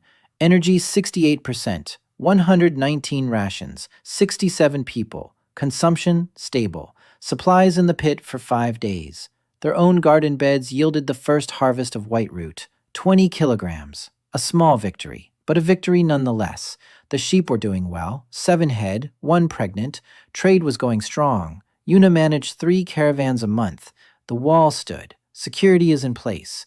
Ariel handles accounting and diplomacy. Mire manages the warehouse with him. Kyra defends the perimeter. Everything was working. For now. But Daniel looked at the screen and saw a number that troubled him. 68%. The 6th panel was holding. The stone shield against the sand was working. But the 7th one couldn't be repaired. A crack ran across the entire surface. And that meant 68 was the ceiling. 119 rations was the maximum. If the population exceeded 60, there wouldn't be enough for 3 meals a day. He needed another solution. He found it in the terminal's catalog. The section he had been flipping through earlier. Agricultural additives, fertilizers, growth stimulants, concentrated nutrient mixtures for soil. The terminal could dispense more than just ready-made food. It could dispense the means to grow food. Daniel sat and calculated for 2 hours. If, instead of some of the ready-made portions, he ordered fertilizers and seeds, and plant them in the ground. Then, in 2 months, his own garden would yield enough that he could cut back on ready-made food orders at the terminal, free up capacity, redirect it to fertilizers. A closed loop. The terminal feeds people while the crop grows. The harvest frees up the terminal. The terminal provides fertilizers for the next harvest. And so on, spiraling upward. Logistical optimization. His favorite thing. He started immediately. Ordered a batch of fertilizer. Bags of granules. The instructions on the packaging were in Korean. He translated them for Ariel. She wrote them down. So many grams per square meter. Dilute in water. Water at the roots, not on the leaves. They cleared a new plot, bigger than before, 10 by 10 meters. They dug it up, applied the fertilizer, planted rice, real rice, from the terminal's seeds, rice that grows in Korea, in Elterra's soil, with fertilizer from the future. Daniel stood at the edge of the field and thought about how absurd it all looked, and how perfectly logical it all was. The terminal creates a product from energy. The sun provides energy. The soil provides the environment. Fertilizer provides nourishment. Seeds provide potential. People's labor binds it all together. A system. Beautiful. Functional. His system. Lena Morgan arrived on the 110th day. Daniel didn't immediately realize who she was. Short. Calm. Dark hair with a streak of gray. Attentive eyes. She wasn't an outcast, she wasn't a refugee. She was a wanderer, a herbalist, a healer. She traveled through villages and treated people with herbs, with infusions, with incantations, with what worked and what only seemed to work. She came because the rumor had reached her too. A man in the Wastelands treats dehydration without magic. She wanted to see for herself. Daniel showed her an empty packet of rehydration solution. He explained salt, sugar, potassium, water, in the right proportions. Lena took the packet. She couldn't read it, Korean, but she sniffed the contents, tasted it with the tip of her tongue, thought, and said, "Salt and sweetness together. That's against my rules. But it works. I saw the result. The girl you saved, she's alive. She's healthy. She would have died with me. I wouldn't have had this powder." Daniel looked at her. She was 28, but her eyes were older. The eyes of someone who had watched people die many times and couldn't help. He led her to the terminal. He showed her the catalog, the medicine section. She didn't read Korean. He translated. Antibiotics, fever reducers, painkillers, anti-inflammatories, antiseptics, bandages, band-aids, vitamins. He explained every word as best he could. This kills the tiny enemies in the blood that you can't see with the naked eye. This brings down the fever. This stops the pain. Lena listened. Her expression changed. With each new description, something shifted inside her. She asked questions, precise ones, smart ones. How much to give a child? How much for an adult? How often? What if it doesn't help? She thought like a doctor, not like a folk healer, like a doctor without instruments, who had treated people blindly all his life and suddenly gained the ability to see. She stayed. Of course she stayed. She and Daniel worked out a system. He provides the medicine, she determines who needs what. He doesn't know the local diseases, she doesn't know his medicines. Together, they covered both sides. She explained everything simply to the patients. A new herb from the east, very strong. Swallow it without chewing. People believed her. Lena was a familiar figure, an herbalist, a healer. They knew her. They trusted her methods. No one was bothered that she gave a white pill instead of a green decoction. The main thing was that it worked. On the 120th day, Lena saved her first child, a 5-year-old boy, the son of one of the women in the camp. A fever. The fever hadn't broken for 3 days. In Elterra, that meant one thing: death. Childhood fever killed 1 in 3. Lena knew this better than anyone. She had lost dozens of such children. Decoctions didn't help. Compresses didn't help. Prayers didn't help. Daniel ordered a fever reducer on the terminal, a children's dose, syrup, sweet, with a fruit flavor. Lena gave the child a spoonful. An hour later, the fever broke. 3 hours later, the boy opened his eyes. 6 hours later, he asked for food. His mother sat beside him and cried. Lena stood at the exit of the shelter. Daniel walked over to her. She didn't turn around. Her shoulders were tense. Her hands were clenched. He could see she was holding on with her last ounce of strength, because if she let go, she would fall. He stood beside her, silently. He didn't touch her. He didn't speak. He just stood there. A minute later, she said quietly, without turning around, 10 years. For 10 years, I've watched them die. Every time I thought that next time I'd find the right herb, the right root, the right word. I never found it. And now this powder, this sweet water, and the child is alive. She fell silent. Her voice trembled. Daniel said, "You had the hands, but you didn't have the tools. It's not your fault." Lena turned to him. Her eyes were red. She wasn't crying. She was holding it together. She said, "How can I thank you for this?" He shook his head. "Don't. Just heal." She nodded, turned away, went to the patient. Her back was straight, like someone who finally knows what they're living for. By the 131st day, the camp had changed. It wasn't a camp anymore. It was a settlement. 78 people. The wall was reinforced with a second layer, 3 gates instead of 1. A well, a real well. Taryn led a crew of 10 men who dug for 3 weeks. They found water at a depth of 8 meters. Salty, not drinkable as is, but suitable for irrigation, for domestic needs too. Daniel set up a filtration system using sand and charcoal, the simplest filter. The water passes through a layer of sand and then through a layer of charcoal. It comes out cleaner. Not perfect, but good enough for washing and laundry. Drinking water still came from the terminal, but the well took some of the load off. 10 portions of water a day instead of 20. 10 portions that could be spent on something else. Every little thing in the system mattered. Every optimization yielded a resource, and every resource was put to use. The rice had sprouted. Daniel stood at the edge of the field and watched. Thin green stalks, neat rows, earth rice in the soil of Elterra, with fertilizers from the future, watered with water from a well dug by the exiles. He crouched down, touched a stalk. Strong, healthy. This rice would yield a harvest in 2 months, maybe a month and a half if the fertilizers worked to their full potential. His first rice, independent of the terminal. He stood up. He looked at the settlement. Walls, shelters, fireplaces, a well, fields, people.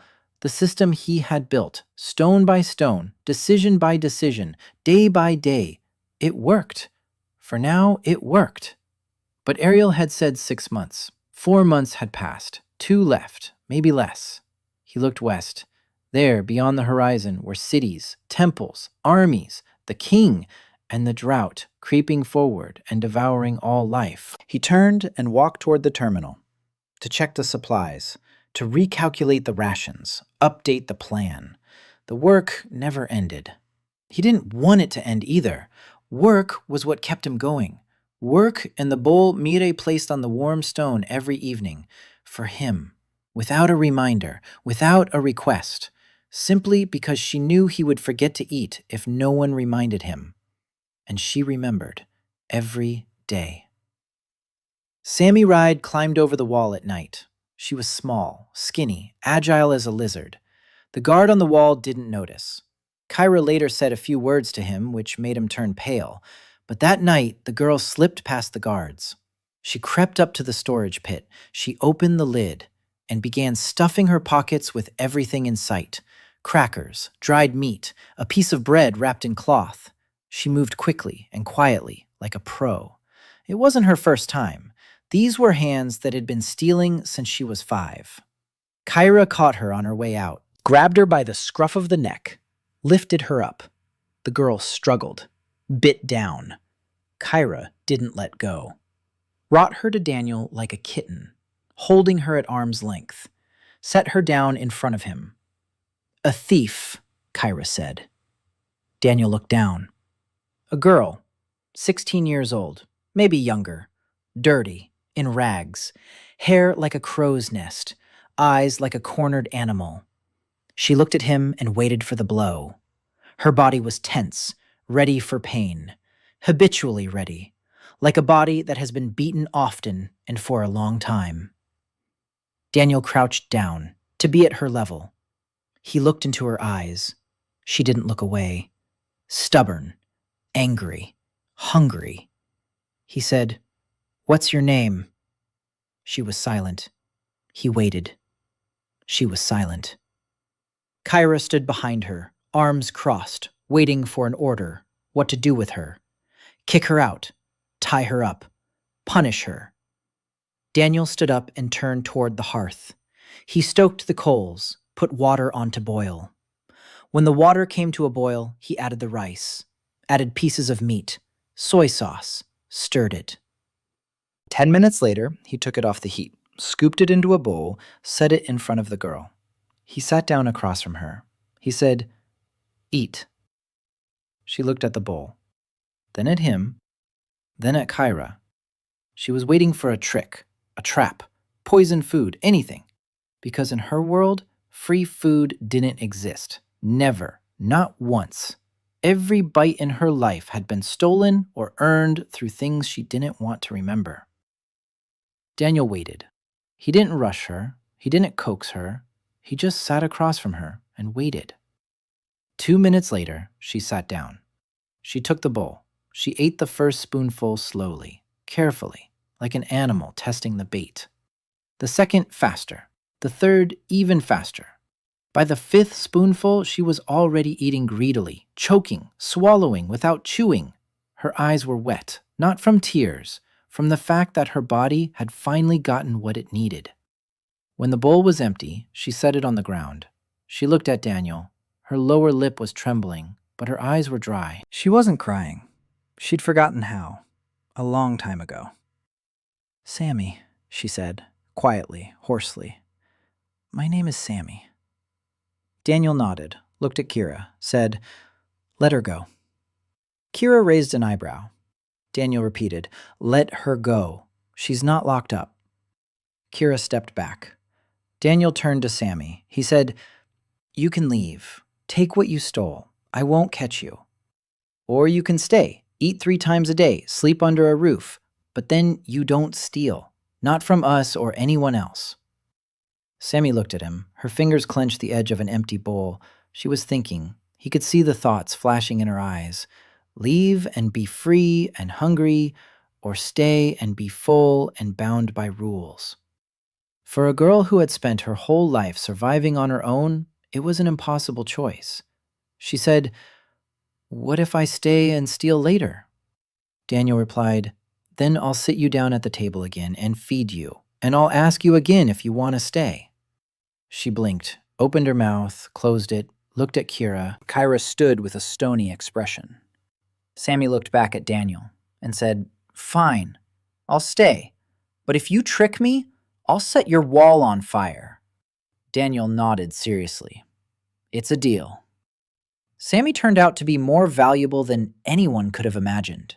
She knew the Wastelands, not from a map, from her feet.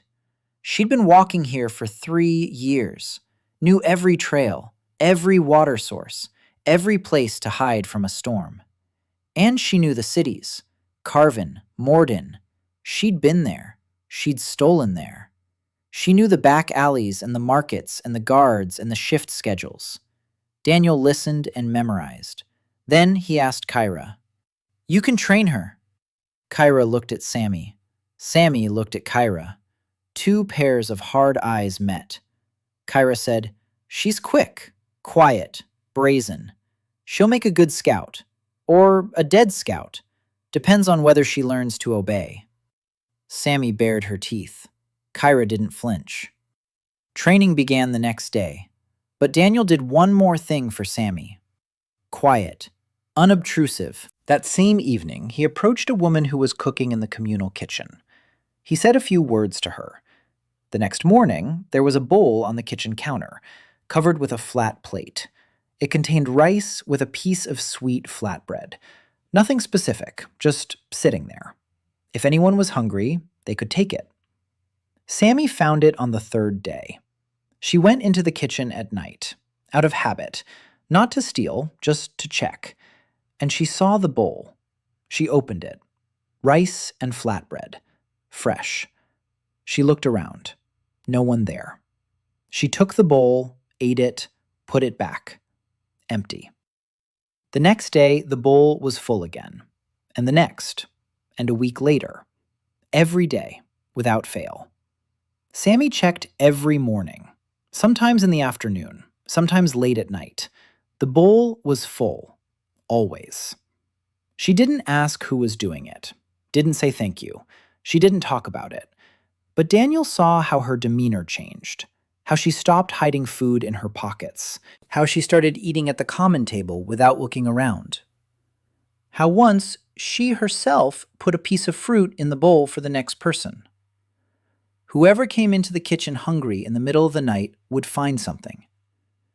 Because Sammy knew what it was like, to search and not find. And now she made sure no one else had to experience it.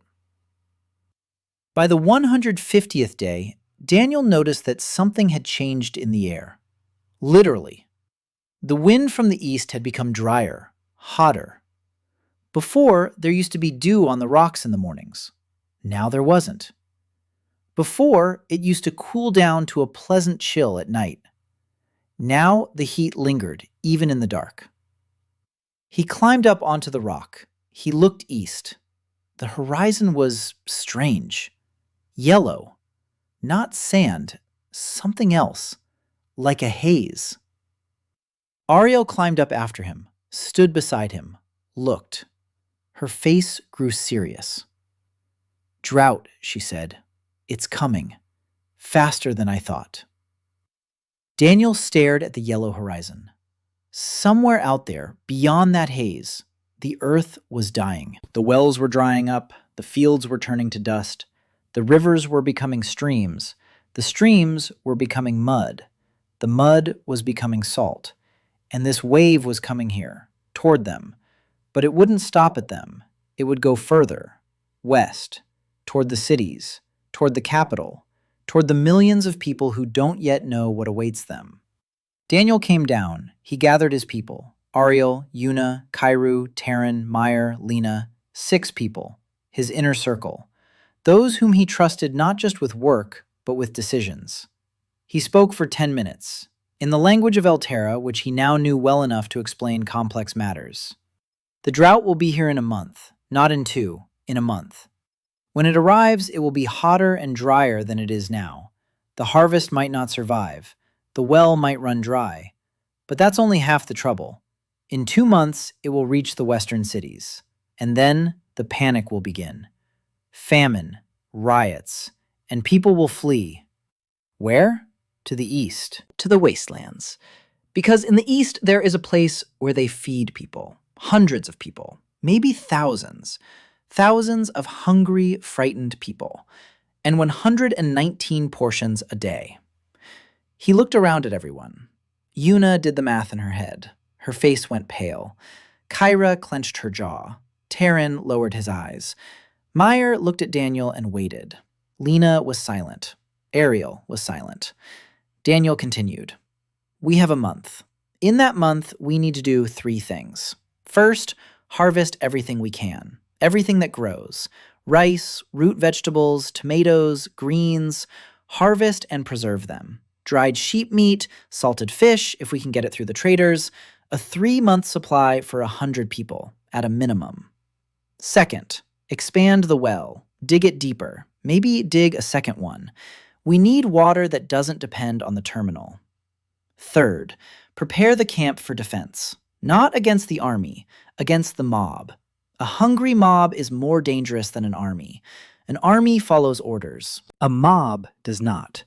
We need higher walls, supplies inside, an evacuation plan into the rock toward the terminal if the walls don't hold." He fell silent. 6 pairs of eyes were watching him. Then Kyra stood up. She said, "The walls. I'll take care of them." Taryn stood up. "The harvest and the well. I'll handle them." Yuna, "Trade supplies. I'll take stock of everything." Lena, "Medicines. We need a stockpile for mass arrivals." Ariel, "Diplomacy. If we can negotiate with any of the lords before the chaos begins, now is the time." Mire was the last to stand up. She looked at Daniel. She said, "The warehouse. I'll be at the warehouse, as always." Daniel nodded. To everyone, one by one, they knew their places. They knew their tasks. They were ready. Work was in full swing, day and night. The walls had grown by 1/2 meter, now 2 meters, with platforms for lookouts on top. The well was deepened another 3 meters. The water flow increased, slightly less salty. The entire harvest was gathered. The rice yielded more than expected. The fertilizers worked. 200 kilograms, plus 80 kilograms of white root, plus tomatoes, plus carrots, plus greens. Daniel organized the preservation, canning, salting, drying, methods he knew from his past life. FIFO, first in, first out. Eat the old stuff first, put the new stuff at the back of the line. People listened and repeated these words without understanding their meaning in Korean, but grasping the principle. Gradually, the camp slang was enriched with strange words: rotation, receiving, write-off. Daniel heard Taryn tell the new guy, "Bring a bag from receiving," and he smiled. The Salt Spring brand. Salt Spring. That's what the old man with the cane called the settlement.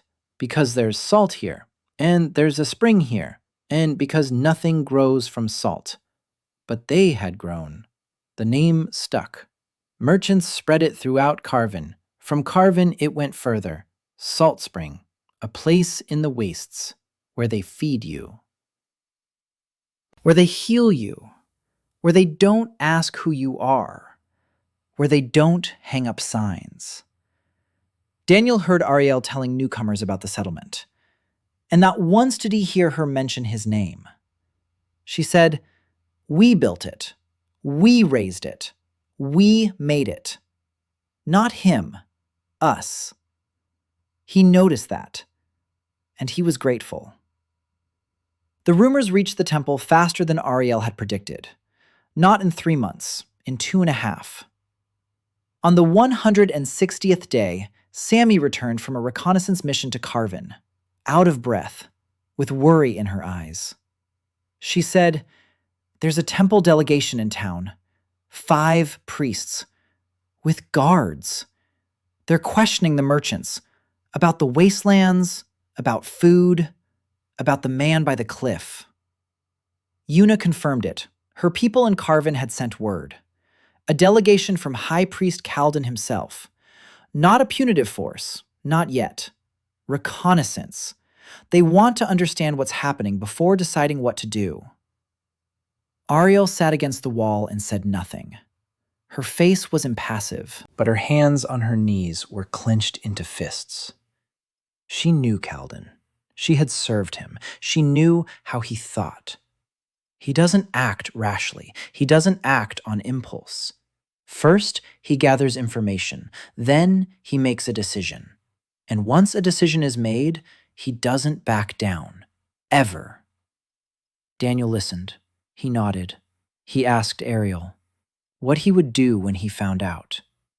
Ariel thought. She answered slowly. He would declare the Salt Spring a heresy. Food without the gift is a violation of the divine order. He would demand that the lords of the nearest provinces cease trade with us. Merchants who do business with us would be declared accomplices to heresy. If we do not submit and surrender the source of our food, he will assemble a crusade. Not an army, a temple crusade, warrior priests, earth mages, volunteers from the faithful. This will not be a war, it will be a purification, in the eyes of the temple. Daniel listened. Then he asked, "How much time do we have?" Ariel calculated. "A month from intelligence to decision. 2 weeks from decision to declaration of heresy. From the declaration to the campaign, another month. 2.5 months total. But the drought will shift the timeline. If the cities start starving, Kalden might speed things up, or slow them down. It depends on what he sees." Daniel stood up. He walked through the camp. 83 people. 2-meter walls. 2 months' worth of supplies. The harvest in the ground. The second well is almost ready. 8 guards under Kyra's command. 1 terminal serving 119 rations a day. Against the temple with its mages and army of believers. The math isn't in his favor. He won't win head-on. Never. But he never intended to fight head-on. He intended to win the way logisticians. Not by force, by time, by supplies, by calculation, by knowing what the enemy doesn't know. And the enemy doesn't know the most important thing. A drought is coming, and it's coming faster than anyone thinks. He called a council. Ariel, Yuna, Kyra, Taryn, Mire, Lena, Sammy. 7 of them. He laid out a map before them, a real one. Ariel had drawn it over the past few weeks, a detailed one, with cities, roads, rivers. He placed a pebble where the salt spring was, a second on Carvin, a third on Morden, a fourth on Velton, a fifth on Eltaris, the capital. Then he ran his finger from east to west. Drought. It's here now. It'll be here in a month. In 2 months, here. In 3, here. His finger stopped on the capital. Everyone looked at the map. Then he placed a red pebble on the temple's location and said, Kalden thinks I'm his main enemy. He's wrong. His main enemy is time.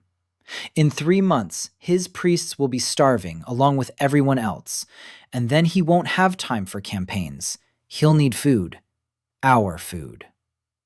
Yuna was the first to understand. You want to stall for time, she said.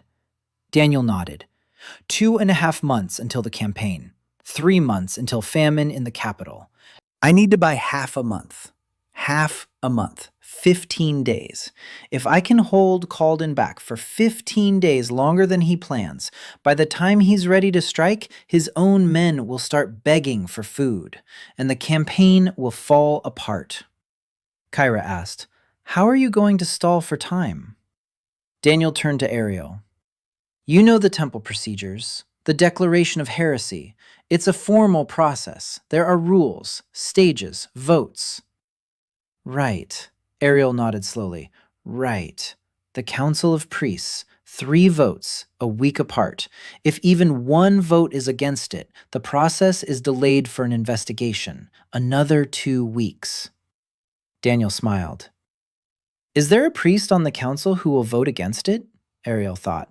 For a long time. Then she said quietly, Priestess Alora. Old, stubborn. She doesn't like Kalden, doesn't like hasty decisions. If you give her a reason to doubt, she'll drag out the process on principle. Daniel nodded. Then let's give her a reason. He turned to Yuna. Your father, the head of the Carvana Trade Guild. He does business with the temple. That's right. Yuna nodded. The temple buys fabric for robes from the guild. A monthly contract, Daniel said. Ask your father to delay the next shipment by 2 weeks. Tell him there are, with logistics, roads, caravans, the wastelands. Plausible. Yuna narrowed her eyes. Why? Daniel replied. When the temple goes without new robes for 2 weeks, the priests will start to get nervous. A small thing, but small things add up. An irritated council makes decisions more slowly. Yuna smiled. I see. Death by 1,000 little things. Daniel nodded. He turned to Sammy. I need intel from Morden, the temple outpost. How many priests, how many guards, what food supplies, how often they're restocked. Sammy grinned. Consider it done. Daniel raised a finger. Just look. Don't steal, don't touch, don't get caught. Sammy rolled her eyes. I know. Kyra stood nearby, watching her with a stern gaze. Sam added, I know, and I'll be careful. Kyra nodded. The next 3 weeks were the most tense since Salt Spring's founding. On the surface, everything went on as usual. People worked, they built, they ate, but beneath the surface, other work was underway. Yuna corresponded with her father via caravans. Sammy went out on reconnaissance and returned with information. Ariel wrote letters, anonymous ones, addressed to the priestess Alora. There were no threats in them, no accusations, only questions. Is it true that in the eastern villages, children are starving? Is it true that the temple refused to help them? Is it true that the gift of the earth is weakening?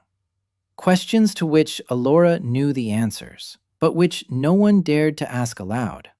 Ariel knew which words were needed. She was a priestess. She knew the system from the inside. She knew where the system's seams lay. And the drought was coming. Every week, the horizon in the east grew yellower, the wind hotter, the earth grew drier. On the 170th day, the stream, 20 kilometers south of the salt spring, dried up. On the 175th day, the first caravan from Carvin arrived with news. Grain prices in the city had tripled. The wells on the outskirts had run dry. The residents began to leave. Some headed west toward the capital. Some headed east toward them. On the 180th day, 20 people arrived in Salt Spring in a single day. Not outcasts, ordinary people, peasants, artisans, families, with children, with carts, with their accumulated belongings. They didn't come because they'd been driven out. They came because there was nothing left to eat. The population had surpassed 100. Daniel stood at the gate and watched the stream of people. 102 people. 119 portions. The math was getting tight, but their own harvest helped. Rice, root vegetables, goat's milk from 2 goats traded for from a caravan a month ago. Altogether, that yielded about 80 more servings a day, 200 in total. Enough for 100 people, not enough for 200. And there would be 200 in a month, if not sooner. He returned to the terminal, sat down, thought. A third solution was needed. The terminal plus the harvest plus something else. He flipped through the catalog and found it, a section he had previously ignored. Preservation and fermentation. The terminal could dispense not only ready-to-eat food, it could dispense starter cultures, bacterial cultures, for pickling, for fermentation, for making soy sauce, miso, kimchi, vinegar, alcohol, products that keep for months, years, that don't depend on electricity, that can be made by hand from local ingredients with the addition of starter cultures from the terminal. Fermentation. The oldest preservation technology, the one his ancestors had used for thousands of years, and which didn't exist in Alterra. He started that very day. Ordered a culture for miso, soybeans from the terminal, rice, salt, mixed them together, put the mixture in a clay pot, covered it with a cloth, placed it in a warm place. Miso takes months to mature, but the process is underway. At the same time, he ordered kimchi starter. Local white root will replace cabbage. Salt, pepper, garlic from the terminal. 3 days of fermentation. Quick results. 3 days later, he opened the pot. The smell hit his nose. Sour, spicy, lively. He tasted it. Not perfect. White root isn't Napa cabbage. The texture is different. The taste is different. But the principle works. A fermented vegetable. It keeps for weeks without a fridge, full of beneficial bacteria, nutritious, and you don't need a terminal to make it, just the starter once. Then the process is self-sustaining. The culture lives and multiplies endlessly. On the 119th day, the temple declared the salt spring a heresy. Sammy brought the news from Morden. She had run for 2 days, almost without stopping. She stumbled through the gates, filthy and gasping for breath. Kyra caught her and sat her down. Mire brought water. Sammy took a sip and began to speak. The Council of Priests had voted. 3 votes, as required. The first was unanimous, the second as well.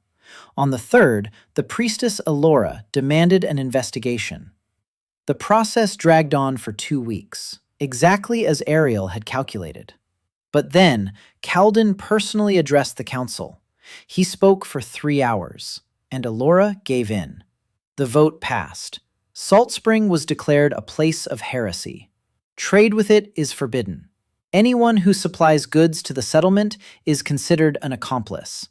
The punishment is exile and confiscation of property. A temple campaign has been declared. The mobilization period is 1 month. Daniel listened. He nodded. Then he returned to Ariel. How much time had they gained? She calculated. 2 weeks of investigation, plus the delay with the fabrics from the Una Guild, had created another week of nervousness in the council. A total of 3 weeks. Calden had planned to declare heresy on the 170th day. He declared it on the 191st. The campaign would be ready in a month. The 220th day. According to Daniel's calculations, the drought would reach the western provinces on the 210th, the capital on the 230th. The gap had narrowed, but it was there. 10 days between the start of the famine in the west and the campaign's readiness. 10 days in which the world of Calden would begin to crumble. Daniel had hoped that would be enough, but trade had come to a halt. The blow was immediate. Yuna came to him, her face white with rage. 3 caravans had canceled their deliveries. Her father had sent a short letter. "I cannot risk the guild. I'm sorry." Yuna held the letter in her hands, her fingers trembling, not from fear, from rage. Daniel took the letter, read it, put it on the table, said, "He's right." Yuna looked up. "He's right," she repeated. "He abandoned us." Daniel shook his head. "He's protecting his guild. 200 families, 1,000 people. He can't put them at risk for our sake. It's not betrayal, it's arithmetic." Yuna was silent. Her jaw was moving. She was biting the inside of her cheek, a habit from childhood. Then, she said quietly, "I hate it when you're right." Daniel replied, "Me too." Without trade, the settlement was losing access to wood, to metal, to fabric, to tools, to everything the terminal didn't provide. Daniel called a council meeting. He laid out the numbers. 2 months' worth of fabric. We have tools. Worn out, but they work. We'll run out of metal in a month. Nails, pickaxe tips, knife blades. Without metal, construction would stop. Kyra said, "When the mercenaries left, they abandoned some of their gear. Armor. Old swords. We could reforge them." Daniel looked at her. "Reforge them. We need a blacksmith." Kyra shrugged. "There's one among her people. A former armorer. His hands remember. We need a bellows." "And bellows," Taryn said. "We'll build the bellows out of stone. The bellows from goat skin." Daniel nodded. "Get to work." A week later, a forge was up and running in Salt Spring. Rough, primitive, but functional. A former armorer named Gert stood at the anvil and began turning rusty swords into hoe blades. The clang of metal echoed through the camp. A new sound, the sound of production. Daniel stood nearby and watched as a strip of steel, under the hammer's blows, transformed from a weapon into a tool. From something used to kill into something used to feed. Symbolic. He didn't say it out loud, but he thought it. On the 200th day, the drought reached them. Not as an abstract threat, as a physical reality. The temperature spiked. The air became so dry that skin cracked within hours. The wind from the east carried not sand, but fine white dust. Salt. Daniel recognized it, the same salt that had been on the plain where he woke up. The drought devoured the earth and spat out salt. The crops in the fields suffered. The tomatoes turned yellow. The leaves curled up. The basil dried out in 2 days. Only white root vegetables and rice held up. The local crops proved tougher than Earth's under these conditions. Daniel ordered the beds to be covered with fabric. Canopies were to be stretched over the fields. Watering was to be done only at dawn and dusk, when evaporation was minimal. Every drop of water counted. The well had run dry. It hadn't completely dried up, but the level had dropped by a meter. There was enough water, but the supply had dwindled. Daniel put the settlement on a strict rationing schedule. Drinking water from the terminal. Rationed. 2 liters per person per day. Household water from the well. 1 liter per person. Bathing once every 3 days. Laundry once a week. Watering the fields from the well according to the schedule. Not a drop wasted. He wrote out a schedule, hung it by the well. Mire kept an eye on compliance. No exceptions. Not even for him. When he once took an extra mug of water to wash his face after working on the wall, Mire looked at him, silently. He put the mug back. She nodded. Rules for everyone. He'd said it himself. Now he followed them himself. People kept coming. On the 205th day, there were 120 of them. On the 210th, 140.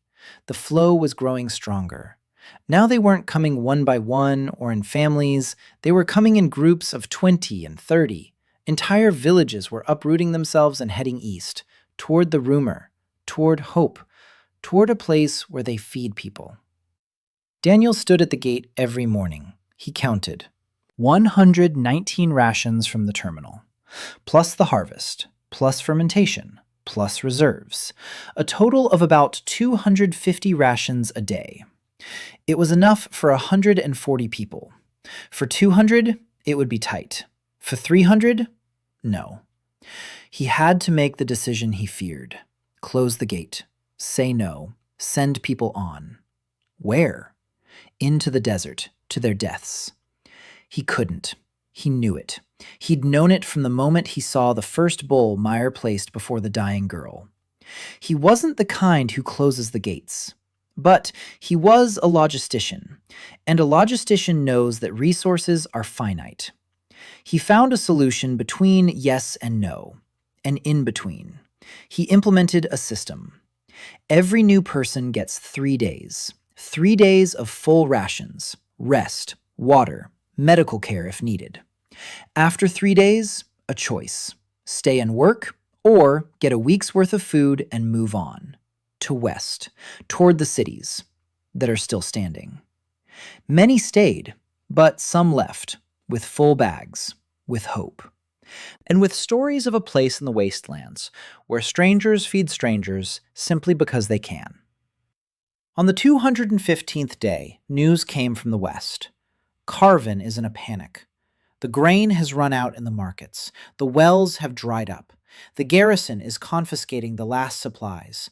People are fleeing. Some westward toward the capital, some eastward. The drought had crossed the wastes and moved deeper into the continent, just as Ariel had predicted, just as Daniel had calculated, right on schedule, give or take 5 days. He stood on a rock and looked west. Somewhere out there, Kalden was gathering his forces, temple warriors, earth mages, volunteers, to destroy the heresy, to destroy the place where they feed people without the gift. But his warriors want to eat too, and his mages drink water too, and his supply trains need grain too, grain that is no longer there. Daniel looked west and waited. He counted the days. Soon. Very soon. On the 220th day, Sammy ran up again, this time with a smile, a wide one, a wolfish one. She said, "The campaign has been postponed. Calden can't get the supply train together. There are no provisions. The merchants aren't bringing any. The roads are clogged with refugees. Half the volunteers have gone home to feed their families." Daniel listened. He didn't smile. He didn't celebrate. He nodded. Postponed doesn't mean canceled. Calden isn't the type to back down. He'll find a way. But time has been bought. Every day without the expedition is a day when the salt spring grows stronger. A day when another pot of fermented root ripens. Another row of rice fills with grain. Another person gets back on their feet after 3 days of rest and food and picks up a shovel. That evening, Daniel sat by the hearth, alone. Everyone had gone their separate ways. Mire had gone to sleep. Ariel was working on a map. Yuna was counting supplies. Kyra was standing on the wall. Taryn was snoring under the canopy. Sammy had disappeared somewhere into the darkness, as usual. Lena was bandaging the injured arm of one of the builders.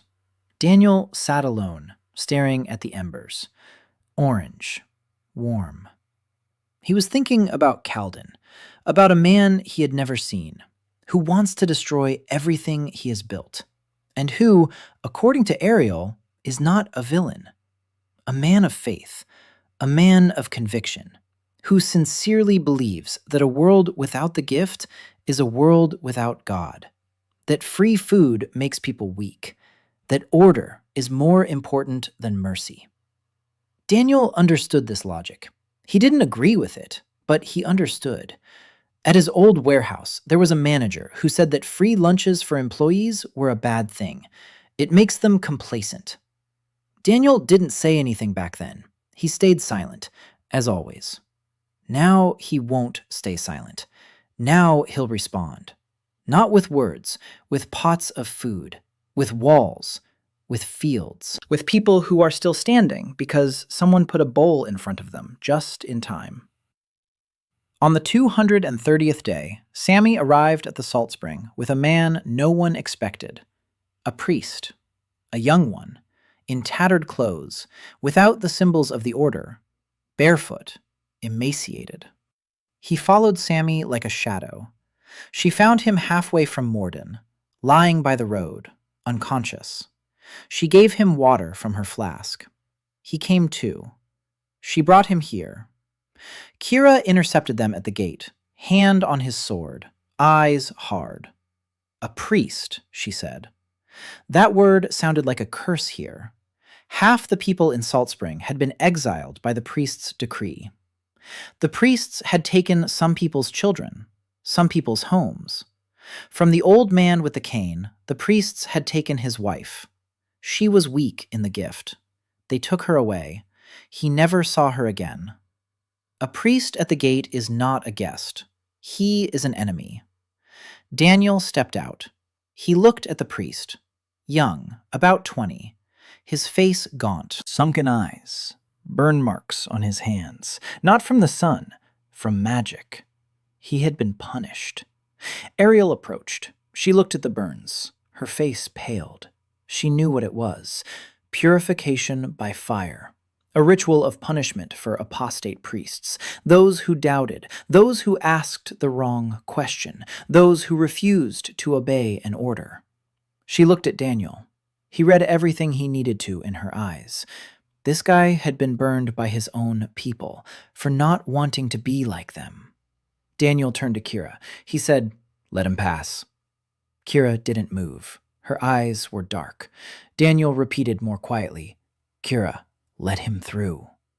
She stepped back, silently, but her hand didn't leave the sword. The priest's name was Theo. He told his story 2 days later when he was able to speak. Lena treated his burns with ointment from the terminal, antibiotic ointment.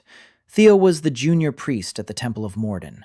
When Calden announced a campaign against the Salt Spring, Theo refused. Not publicly, quietly. He approached the abbot and said he couldn't go kill people for what they ate. The abbot reported it. Theo was punished. Purification by fire. Then exiled. To the wasteland. With burns on his hands. No water, no food. A familiar story. Daniel listened, his face unchanging, but his hands clenched under the table. He said, "You'll stay here." Theo looked up at him. His eyes were wet, but not from pain, from something else. Theo asked, "I'm a priest. Your people hate priests." "How will you explain it?" Daniel replied. "You're a former priest, like Ariel, like I'm a former logistics officer. Everyone here is a former something. What matters here is who you are now." Theo was silent. Then he said quietly, "I don't know who I am now." Daniel stood up. He walked to the terminal. He returned with a bowl, hot soup. He set it in front of him. He said, "Right now, you're a person who eats soup. Start with that." Theo took the bowl. His bandaged hands were trembling. He ate slowly, and Daniel saw how, with every spoonful, something inside him was changing. It wasn't healing, but it was shifting, like a door opening a millimeter. Theo brought more than just his story. He brought information. Calden didn't call off the campaign. He changed the plan. Instead of a large army, he's assembling a small detachment. 20 priests, warriors, elite ones, with earth magic. They won't lay siege to the walls. They'll cross the wastes quickly, find the source of food, and destroy it. Not the settlement, the source. Calden realized it wasn't about the people. It was about where the food came from. Kill the source, and the settlement will die on its own. Daniel listened. His face went blank. 20 mages against his walls, against his 8 guards. Earth mages can destroy stone, crumble a wall, split a rock, if they reach the terminal. Daniel looked at Ariel. She was pale. "When?" he asked. Theo answered, "They've already left, 5 days ago. It takes them 7 days to cross the wastes." 2 days left. 2 days. Daniel closed his eyes, opened them, stood up, gathered the council, all 7 of them, plus Theo. He spoke quickly, clearly, without emotion. 20 warrior priests, 2 days' journey. The goal is to destroy the terminal. We don't have the strength to stop them in battle. Earth mages are stronger than any of our fighters. Kyra nodded grimly. She had seen mages in action. 1 warrior priest is worth 10 ordinary soldiers. 20 is an army. Daniel continued. We won't fight. Kyra looked up. Yuna frowned. Taryn clenched his fists. Daniel raised his hand. We won't fight because we'll win without a fight. How? Ariel asked. Daniel turned to Theo. Ask, he said. Warrior priests. They're crossing the wastes. 7 days. What's their water supply? Theo thought. A standard temple supply train.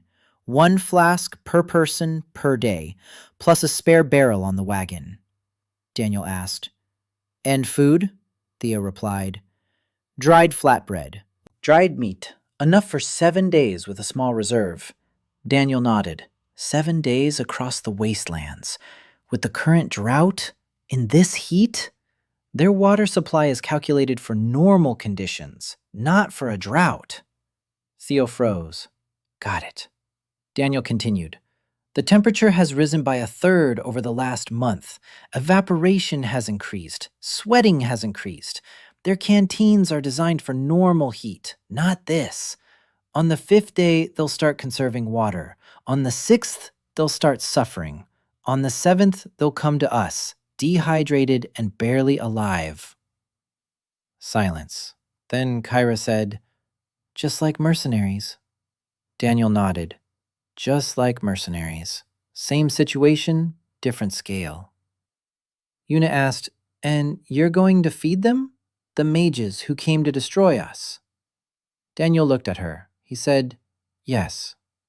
Yuna closed her eyes. She opened them. She shook her head. You're crazy. Ariel was silent. Then she said quietly, it's not madness. It's the only plan that can work. If we fight, we'll lose.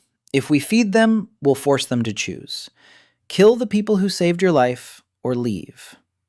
For a priest, that's not just a choice. It's a matter of faith. Daniel nodded. Exactly. Kalden sent them to destroy heresy. But heresy isn't a building. Heresy is an idea. The idea that food can be free, that the weak have a right to eat. You can destroy a terminal, but you can't destroy the bowl of soup you ate when you were dying of thirst. They spent 2 days preparing. Kyra posted lookouts along the entire perimeter of the cliffs. Sammy went east, to watch, to report any approach. Daniel worked at the terminal, ordering, counting.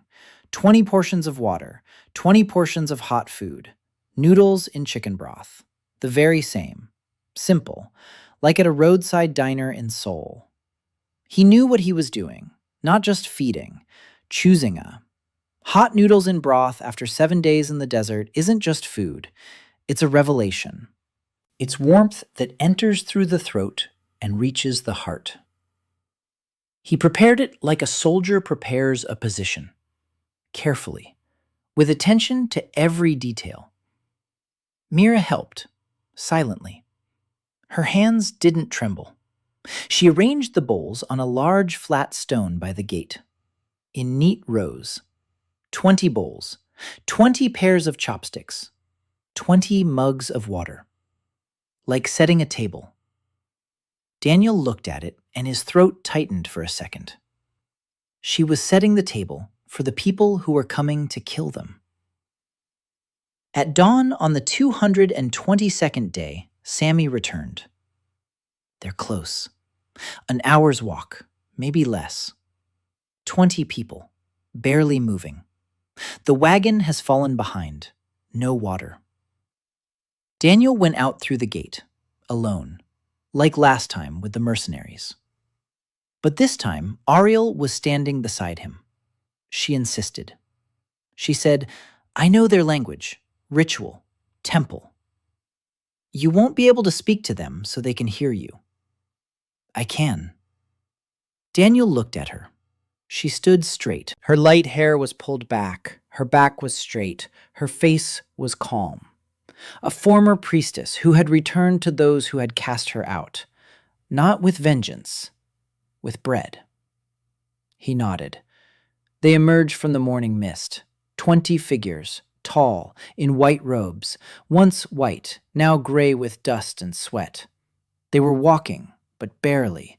Their steps were heavy, their shoulders slumped. Some leaned on staffs, earth mages, the temple's elite, people who could make a field bloom in an hour. Now they staggered with thirst in the middle of a dead desert. The gift of the earth does not work where the earth is dead. Their magic is useless in the Wastelands. There is nothing to grow here, nothing to nourish. Their power has been reduced to nothing.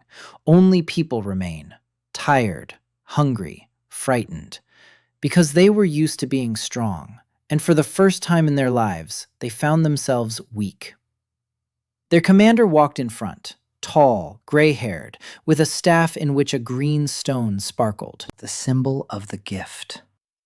He stopped, 20 paces away. He looked at Daniel, at Ariel. His eyes narrowed. He recognized her. "A renegade," he said, his voice hoarse with thirst. Ariel didn't flinch. She replied in the temple language, a phrase Daniel didn't fully understand, but her tone was even, calm, respectful, and firm. The commander listened. His men stood behind him. Some were no longer standing. They sat on the ground. 2 lay down. Daniel looked at them. Then he turned. He gave a signal. From Mire and Taryn and 4 others emerged from behind the wall, carrying trays. On each tray were bowls, hot noodles in chicken broth. Steam rose into the morning air. The scent drifted across the desert. 20 pairs of eyes stared at the trays. Daniel spoke in the language of Altera, loudly, so all 20 could hear. "You have walked for 7 days. You are tired. You want to eat. We know why you have come, but first eat. Then we will talk." The commander was silent. His fingers clenched the staff. The green stone glowed dimly. He looked at the bowls, at the steam. He smelled the food, and Daniel saw the struggle in his eyes. Orders, duty, faith, and hunger. Simple human hunger, which doesn't listen to orders and doesn't believe in gods. One of the priests behind the commander stepped forward, reached for a bowl. The commander spun around. The priest froze, but did not back down. A second stepped forward. A third. They were people. Just people, and they wanted to eat. The commander stood and watched as his elite squad, one by one, approached the trays and took the bowls, as they sat down on the ground, as they ate. It was pitiful, burning themselves, spilling broth on their dusty clothes. How their faces changed, how the tension left their shoulders, how their staffs fell to the ground beside them. He was the last to stand. For a long time. Then he approached, took a bowl, sat down, and ate, silently, with his eyes closed. When he had finished the broth to the last drop, he opened his eyes. He looked at Daniel, and there was no hatred in his gaze, no anger, only weariness, and a question, quiet, almost silent. "Why are you doing this?" Daniel answered, "Because a hungry man is not an enemy. He is simply hungry." Of the 20 priests, 14 remained. The commander left with 6, silently, no threats.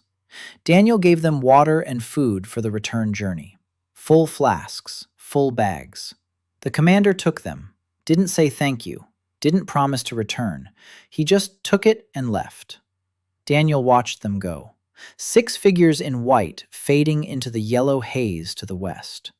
They'll tell Calden, they'll tell him everything, that the settlement stands, that the walls are strong, that there are more than 100 people, that the food is real, and that they were fed. That last bit will hit hardest, not Calden, his people. Those who hear the word heresy and picture monsters. And now we'll hear that heretics are feeding those who came to kill them. The 14 priests who remained were a problem. Not for Daniel, for the rest. 140 people stared at the men in white robes with a hatred that had been building for years. The old man with the cane hadn't left the shed in 2 days. Several families demanded that the priests be driven out.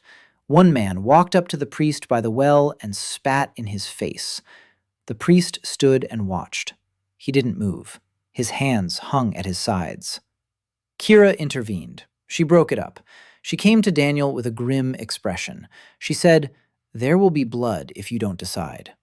Daniel knew. He saw the tension mounting, how the stares grew heavier, how the silence by the hearth turned hostile when the priest walked past. He gathered everyone, all of Salt Spring, over 150 people, in the evening, by the central hearth. The fire burned brightly, faces orange in its light. Daniel stood before them. He was silent for a long time. Then he spoke, slowly, in the language of Elterra, which he now knew almost flawlessly. He said, "I know how you feel. I know what the temple has done to you, to your families, to your villages. I know because I too came here with a sign on my chest. Weak, do not feed." It was the temple that decided who to feed and who not to. The temple decided that the weak aren't worth a bowl of porridge. And so they told you that the priests must go, that they don't deserve food, that they are to blame. He fell silent. He scanned the crowd. 150 pairs of eyes, angry, hurt, frightened, waiting. He continued, "If we drive them out, we'll become what the temple was. We'll hang up a sign, 'Priest, do not feed.' And then everything we've built will be worth nothing, because we're no better. We're just the same." Silence. The fire crackled. Someone sniffled. An old man with a cane sat in the front row. He looked at Daniel. His eyes were wet, but he nodded.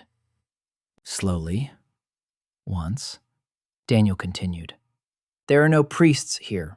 There are no outcasts here. There are people here who eat from one pot, who build one wall, who drink one water. Let those who were priests forget. Let those who were thieves forget. Let those who were weak," he touched his chest, "where a plaque once hung.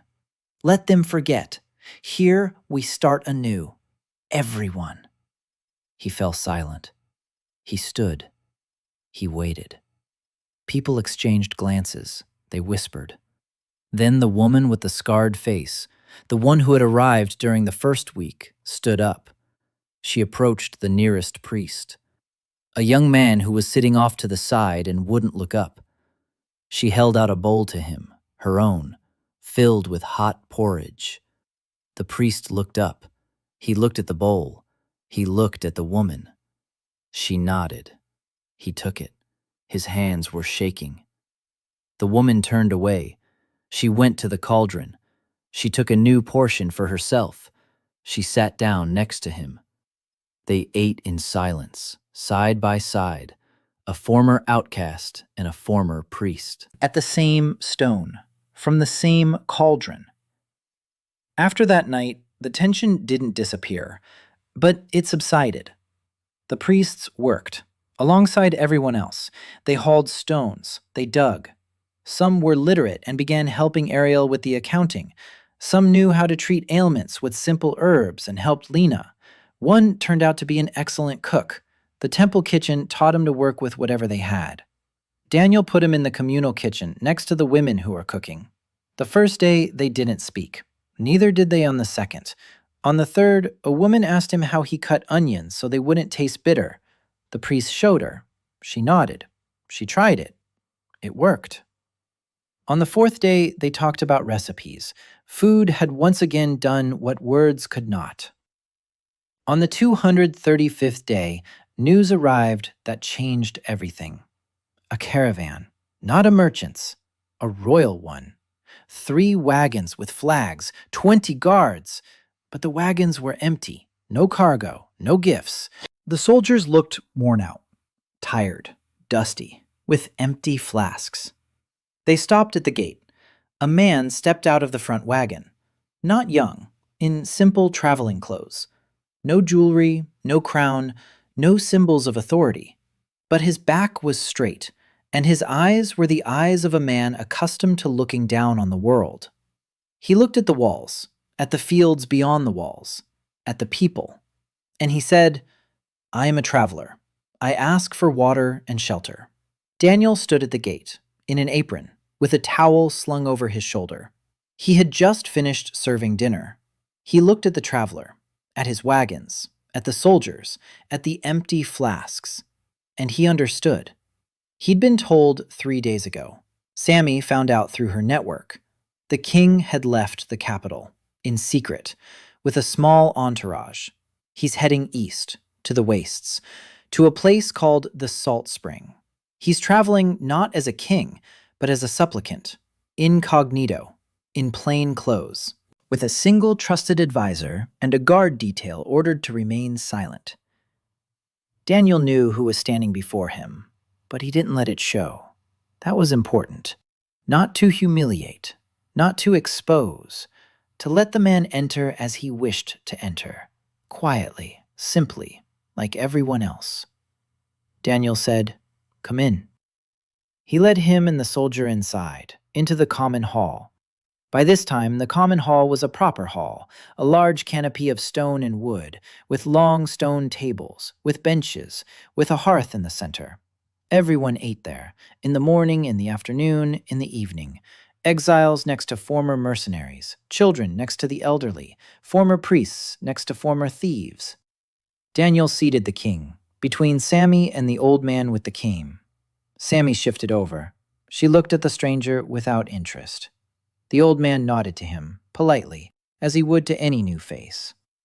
A bowl was placed in front of the king, rice with stewed meat and vegetables, the same as everyone else's, from the same pot, the same portion, a mug of water, a piece of bread. That was all. The king looked at the bowl. Daniel saw his hands resting on the table, hands that had signed decrees, that had held the scepter, that had decided the fates of thousands. Now they lay next to a clay bowl in a dining hall in the middle of the desert. The king picked up a spoon. He tasted it.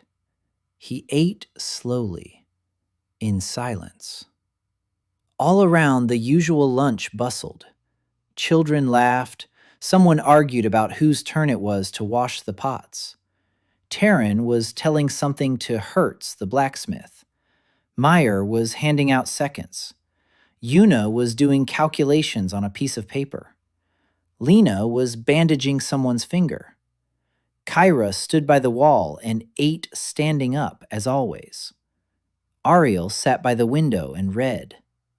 A typical day. A typical lunch.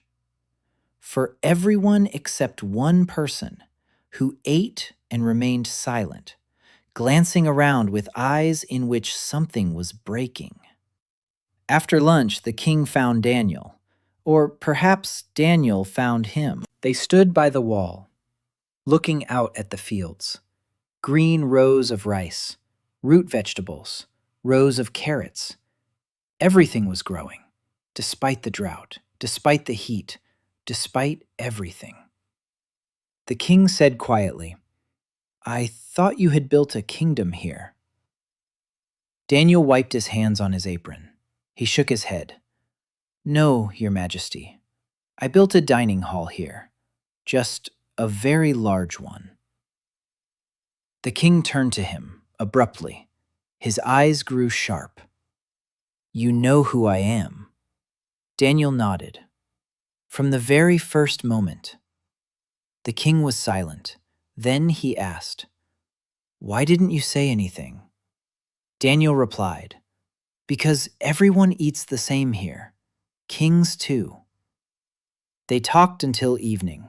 Daniel explained, not everything, not about the terminal, not about the other world, but about the system, about supplies, about fermentation, about how food can be stored for months, about rotation, about consumption rates, about wells and filtration, about fertilizers and seeds, about how the drought isn't forever, and that the earth will recover if you help it, about how people don't need magic to eat. They need knowledge, and hands, and a system. The king listened. His face changed, not once, many times. Surprise, disbelief, understanding, anger. Daniel didn't ask who the anger was directed at. Maybe at the temple, maybe at himself. When Daniel finished, the king was silent for a long time. Then he said, "I need your help." Not as a king, as a man who had just eaten from a clay bowl and, for the first time in a year, wasn't afraid of tomorrow. It started to rain outside the window, the first in 6 months. Heavy drops pounded against the stone, against the eaves, against the dusty ground. The people in the hall froze, all at once. They turned their heads toward the windows, toward the open door. Drops fell on the threshold, on the stones. They darkened in the dust. Someone went outside. Someone else followed him, and another. The children ran out first. The adults followed them. A minute later, the entire Soliano Eastalk stood in the rain. 160 people. Wet. With their faces turned up. With their eyes closed. Rain. Water from the sky. Just water. An old man with a cane stood there and cried, openly, without shame. Mire stood next to Daniel. Her hair was soaked. She was smiling, quietly. Kyra stood on the wall, face toward the sky. Drops ran down the scar across her eyebrow. Yuna stood with papers that were getting soggy in her hands and didn't notice. Ariel stood by the gate, upright, with her eyes closed. Her lips moved. A prayer, or thanks, or just words that others didn't need to hear.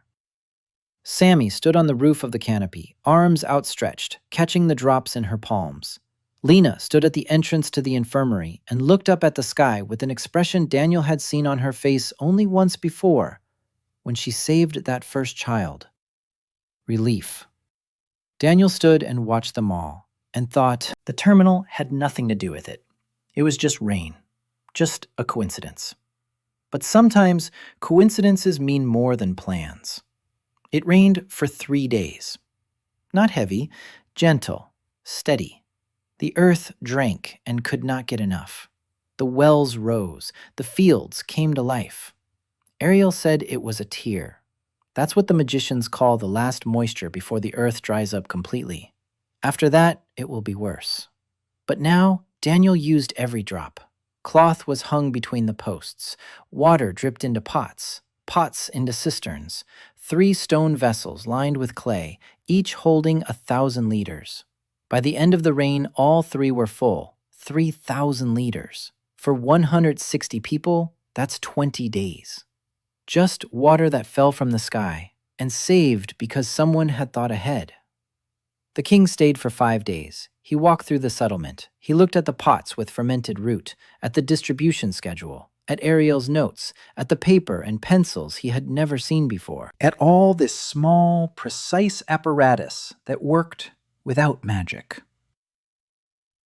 On the 4th day, he summoned Daniel for a conversation. They sat in the terminal room. Daniel decided to show him. The screen, the catalog, the distribution window. He ordered a cup of green tea. The terminal dispensed it. The king tasted it. His eyebrows rose. Daniel said, "It's a machine from my world. It dispenses food. It's tied to this location. It can't be taken away. It can't be copied. And it has a limit.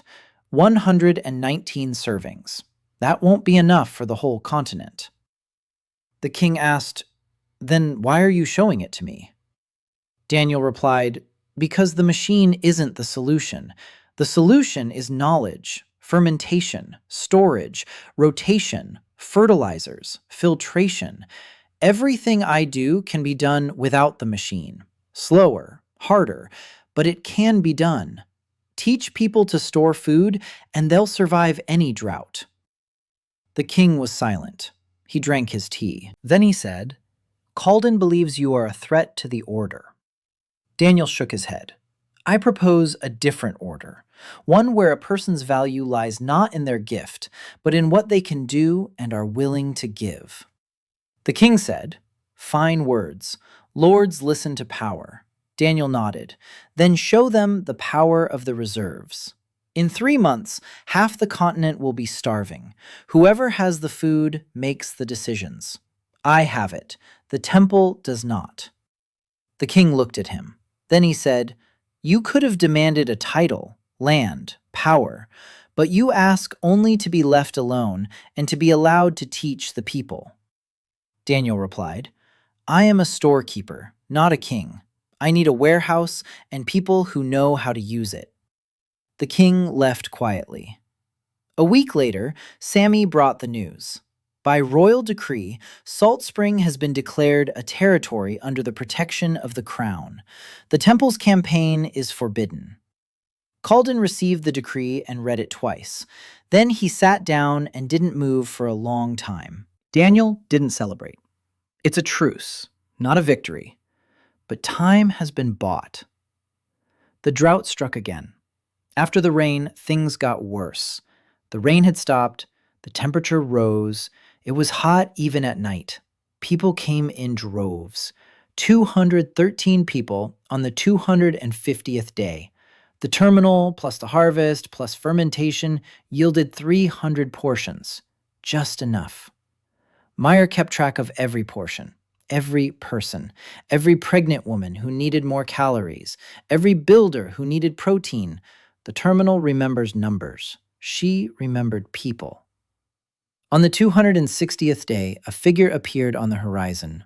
One, in white, with a staff, unescorted, High Priest Calden. He came alone, on foot across the wastelands. He stopped before the gates, and Daniel saw in his eyes neither anger nor hatred. Hunger. Simple human hunger. His clothes hung loosely. He had lost weight. His hands trembled. His lips were gray. He had walked without water, without food. Why? Daniel knew. Calden had come to see for himself, to stand before the door he had ordered destroyed. Because he was no coward, he was a man of faith. And faith had led him into the heart of what he considered heresy. Daniel didn't give a speech. He didn't celebrate. He went to the kitchen. He returned with a bowl, rice, meat, vegetables, the same portion as everyone else's. He set it in front of Calden. He sat down across from him. Calden stared at the bowl for a long time. He sank to his knees. He took it. He ate slowly, each spoonful like a prayer. When the bowl was empty, he set it down. He looked up. His voice was hoarse. "My priests are starving." Calden stayed for 3 days. He watched the settlement. The former priests hauling stones alongside the former thieves. The children among the garden beds. At Mire with her precision. At Kairu on the wall. Ariel spoke with him once. For a long time. Quietly. When she returned, she said only, "He won't change. But he'll stop interfering." On the 3rd day, Calden approached Daniel. He said, "I am revoking the decree on heresy. I need a pretext." Daniel thought. "Declare that the salt spring is a trial of the earth, that the people have endured it, that their path is not heresy, but another way that the earth permits." Calden nodded. The wording allowed him to back down without losing face. A compromise, not perfect, but workable, like everything Daniel did. Calden left with a bag full of food and a flask of water. Daniel watched him go and thought that defeating an enemy was easy, but feeding him and letting him go was the hardest thing in the world. Months passed. The drought continued, but the salt spring held out. 300 people by the end of the first year, 3-meter walls, 4 towers, wells, fields yielding 3 harvests a year, 100 fermentation pots in a cellar hewn into the rock, a smithy, a loom, a potter's wheel, a school where Ariel taught the children, an infirmary where Lena trained the assistants, Mire in the warehouse, Yuna in trade, Kyra in defense, Taryn in construction, Sammy in intelligence. Everyone in their place. The system worked. In the evening, Daniel stood by the terminal. A ritual. Our 68% availability. 119 portions. But now, that was less than a third of the total volume. The rest came from the fields. Fermentation. 23 sheep. Goats. Chickens. The system was becoming stable. The terminal as a starting impulse, not a crutch. It gave the push. After that, people managed on their own. A message flashed on the screen. New. External synchronization request. Terminal 3, South. Active. Requesting communication protocol. His heart raced. Someone had found another terminal. Daniel typed a reply. Terminal 7, East. Active. Operator, Daniel Cho. Response in a minute. Text in Japanese. The system translated it. You're from Earth too. His hands were shaking. He wasn't alone. He typed, yes. Who are you? Pause. Response. Later. You're having a drought too. Yes. Response. So the plan is working. What plan? The terminals were sent on purpose, from Earth's future. After the catastrophe that destroyed the food chain, someone decided to sow the seeds of civilization in another world. You are one of the seeds. I am another. There are 7 of us. Daniel sat and read. He reread it. Terminals from the future. Catastrophe. 7 operators. Scattered across the continent, each in the right place, not by chance. Calculation. He remembered the accident, the steering wheel, darkness, impact. Staged. His death was staged. A tag on his chest. Weak. Do not feed. The final test. Would he remain human when the world called him trash? He remained. That is why the terminal opened the door. The operator in the south wrote more. 7 terminals, 7 nodes, connected. Each one trains the people around it. When the connection is established, the terminals exchange data, recipes, knowledge. You're not just a node, you're part of the network. Daniel read and smiled. A logistics network. A distributed system. He'd worked with these his whole life, and now he was part of one. Not a product on a shelf, a node. He went outside. Night, stars, foreign constellations that had become his own over the course of a year. He walked through the quiet streets, past awnings and workshops, past the kitchen where a bowl for the hungry stood. Sammy's bowl. He checked. Full. A flatbread and a handful of berries. Someone else had put the berries there, not him. The system worked not because he controlled it, because people had accepted it. He climbed onto the wall. Kyra stood beside him. Night shift. She nodded, silently. They looked out at the desert. Somewhere to the south, someone stood at another terminal and was feeding people too. Kyra said quietly, Mire asked me to tell you, your bowl is on the rock. Daniel went down, the bowl on the warm rock, covered with a plate, Just like every evening, without a single miss. Rice with meat and vegetables. Mire was sitting nearby, waiting. He sat down, ate. She was silent. She looked at the stars. He finished eating. He said, Mire, I found out why I'm here. I was sent, on purpose, to do what I'm doing. She was silent for a moment. Then she said quietly, But you would have done the same thing, even without a reason. Just because you are you. He looked at her. She looked straight at him, as an equal. And he realized she was right. He would have done the same thing, with or without the terminal, because he saw someone hungry and couldn't walk past. An invisible logistics specialist who made sure there was food on the shelves. The sign said, "Weak, do not feed." But he fed them, the whole world.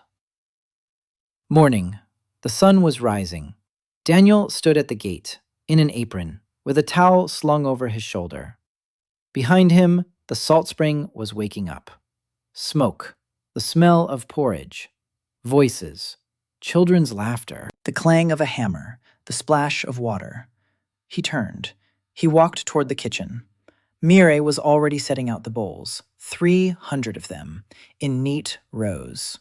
He stood beside her, took a ladle, and began serving breakfast, portion by portion, face by face. The old man with the cane, Taryn, Kyra, Yuna, Lena, Sammy, Ariel. Former mercenaries, former priests, former outcasts, now just people, eating at the same table, every day. He served and counted, like in a warehouse. One portion, next. The work of a logistics specialist, the most important job in the world. Mire handed out bowls beside him. Their hands sometimes touched. The sun rose higher. The day began. Another day when no one would go to bed hungry. And somewhere far away, someone stood at another terminal and was also handing out breakfast, and also believed that the morning begins with a bowl of hot porridge placed before the one who needs it, quietly, without words, because that's the right way.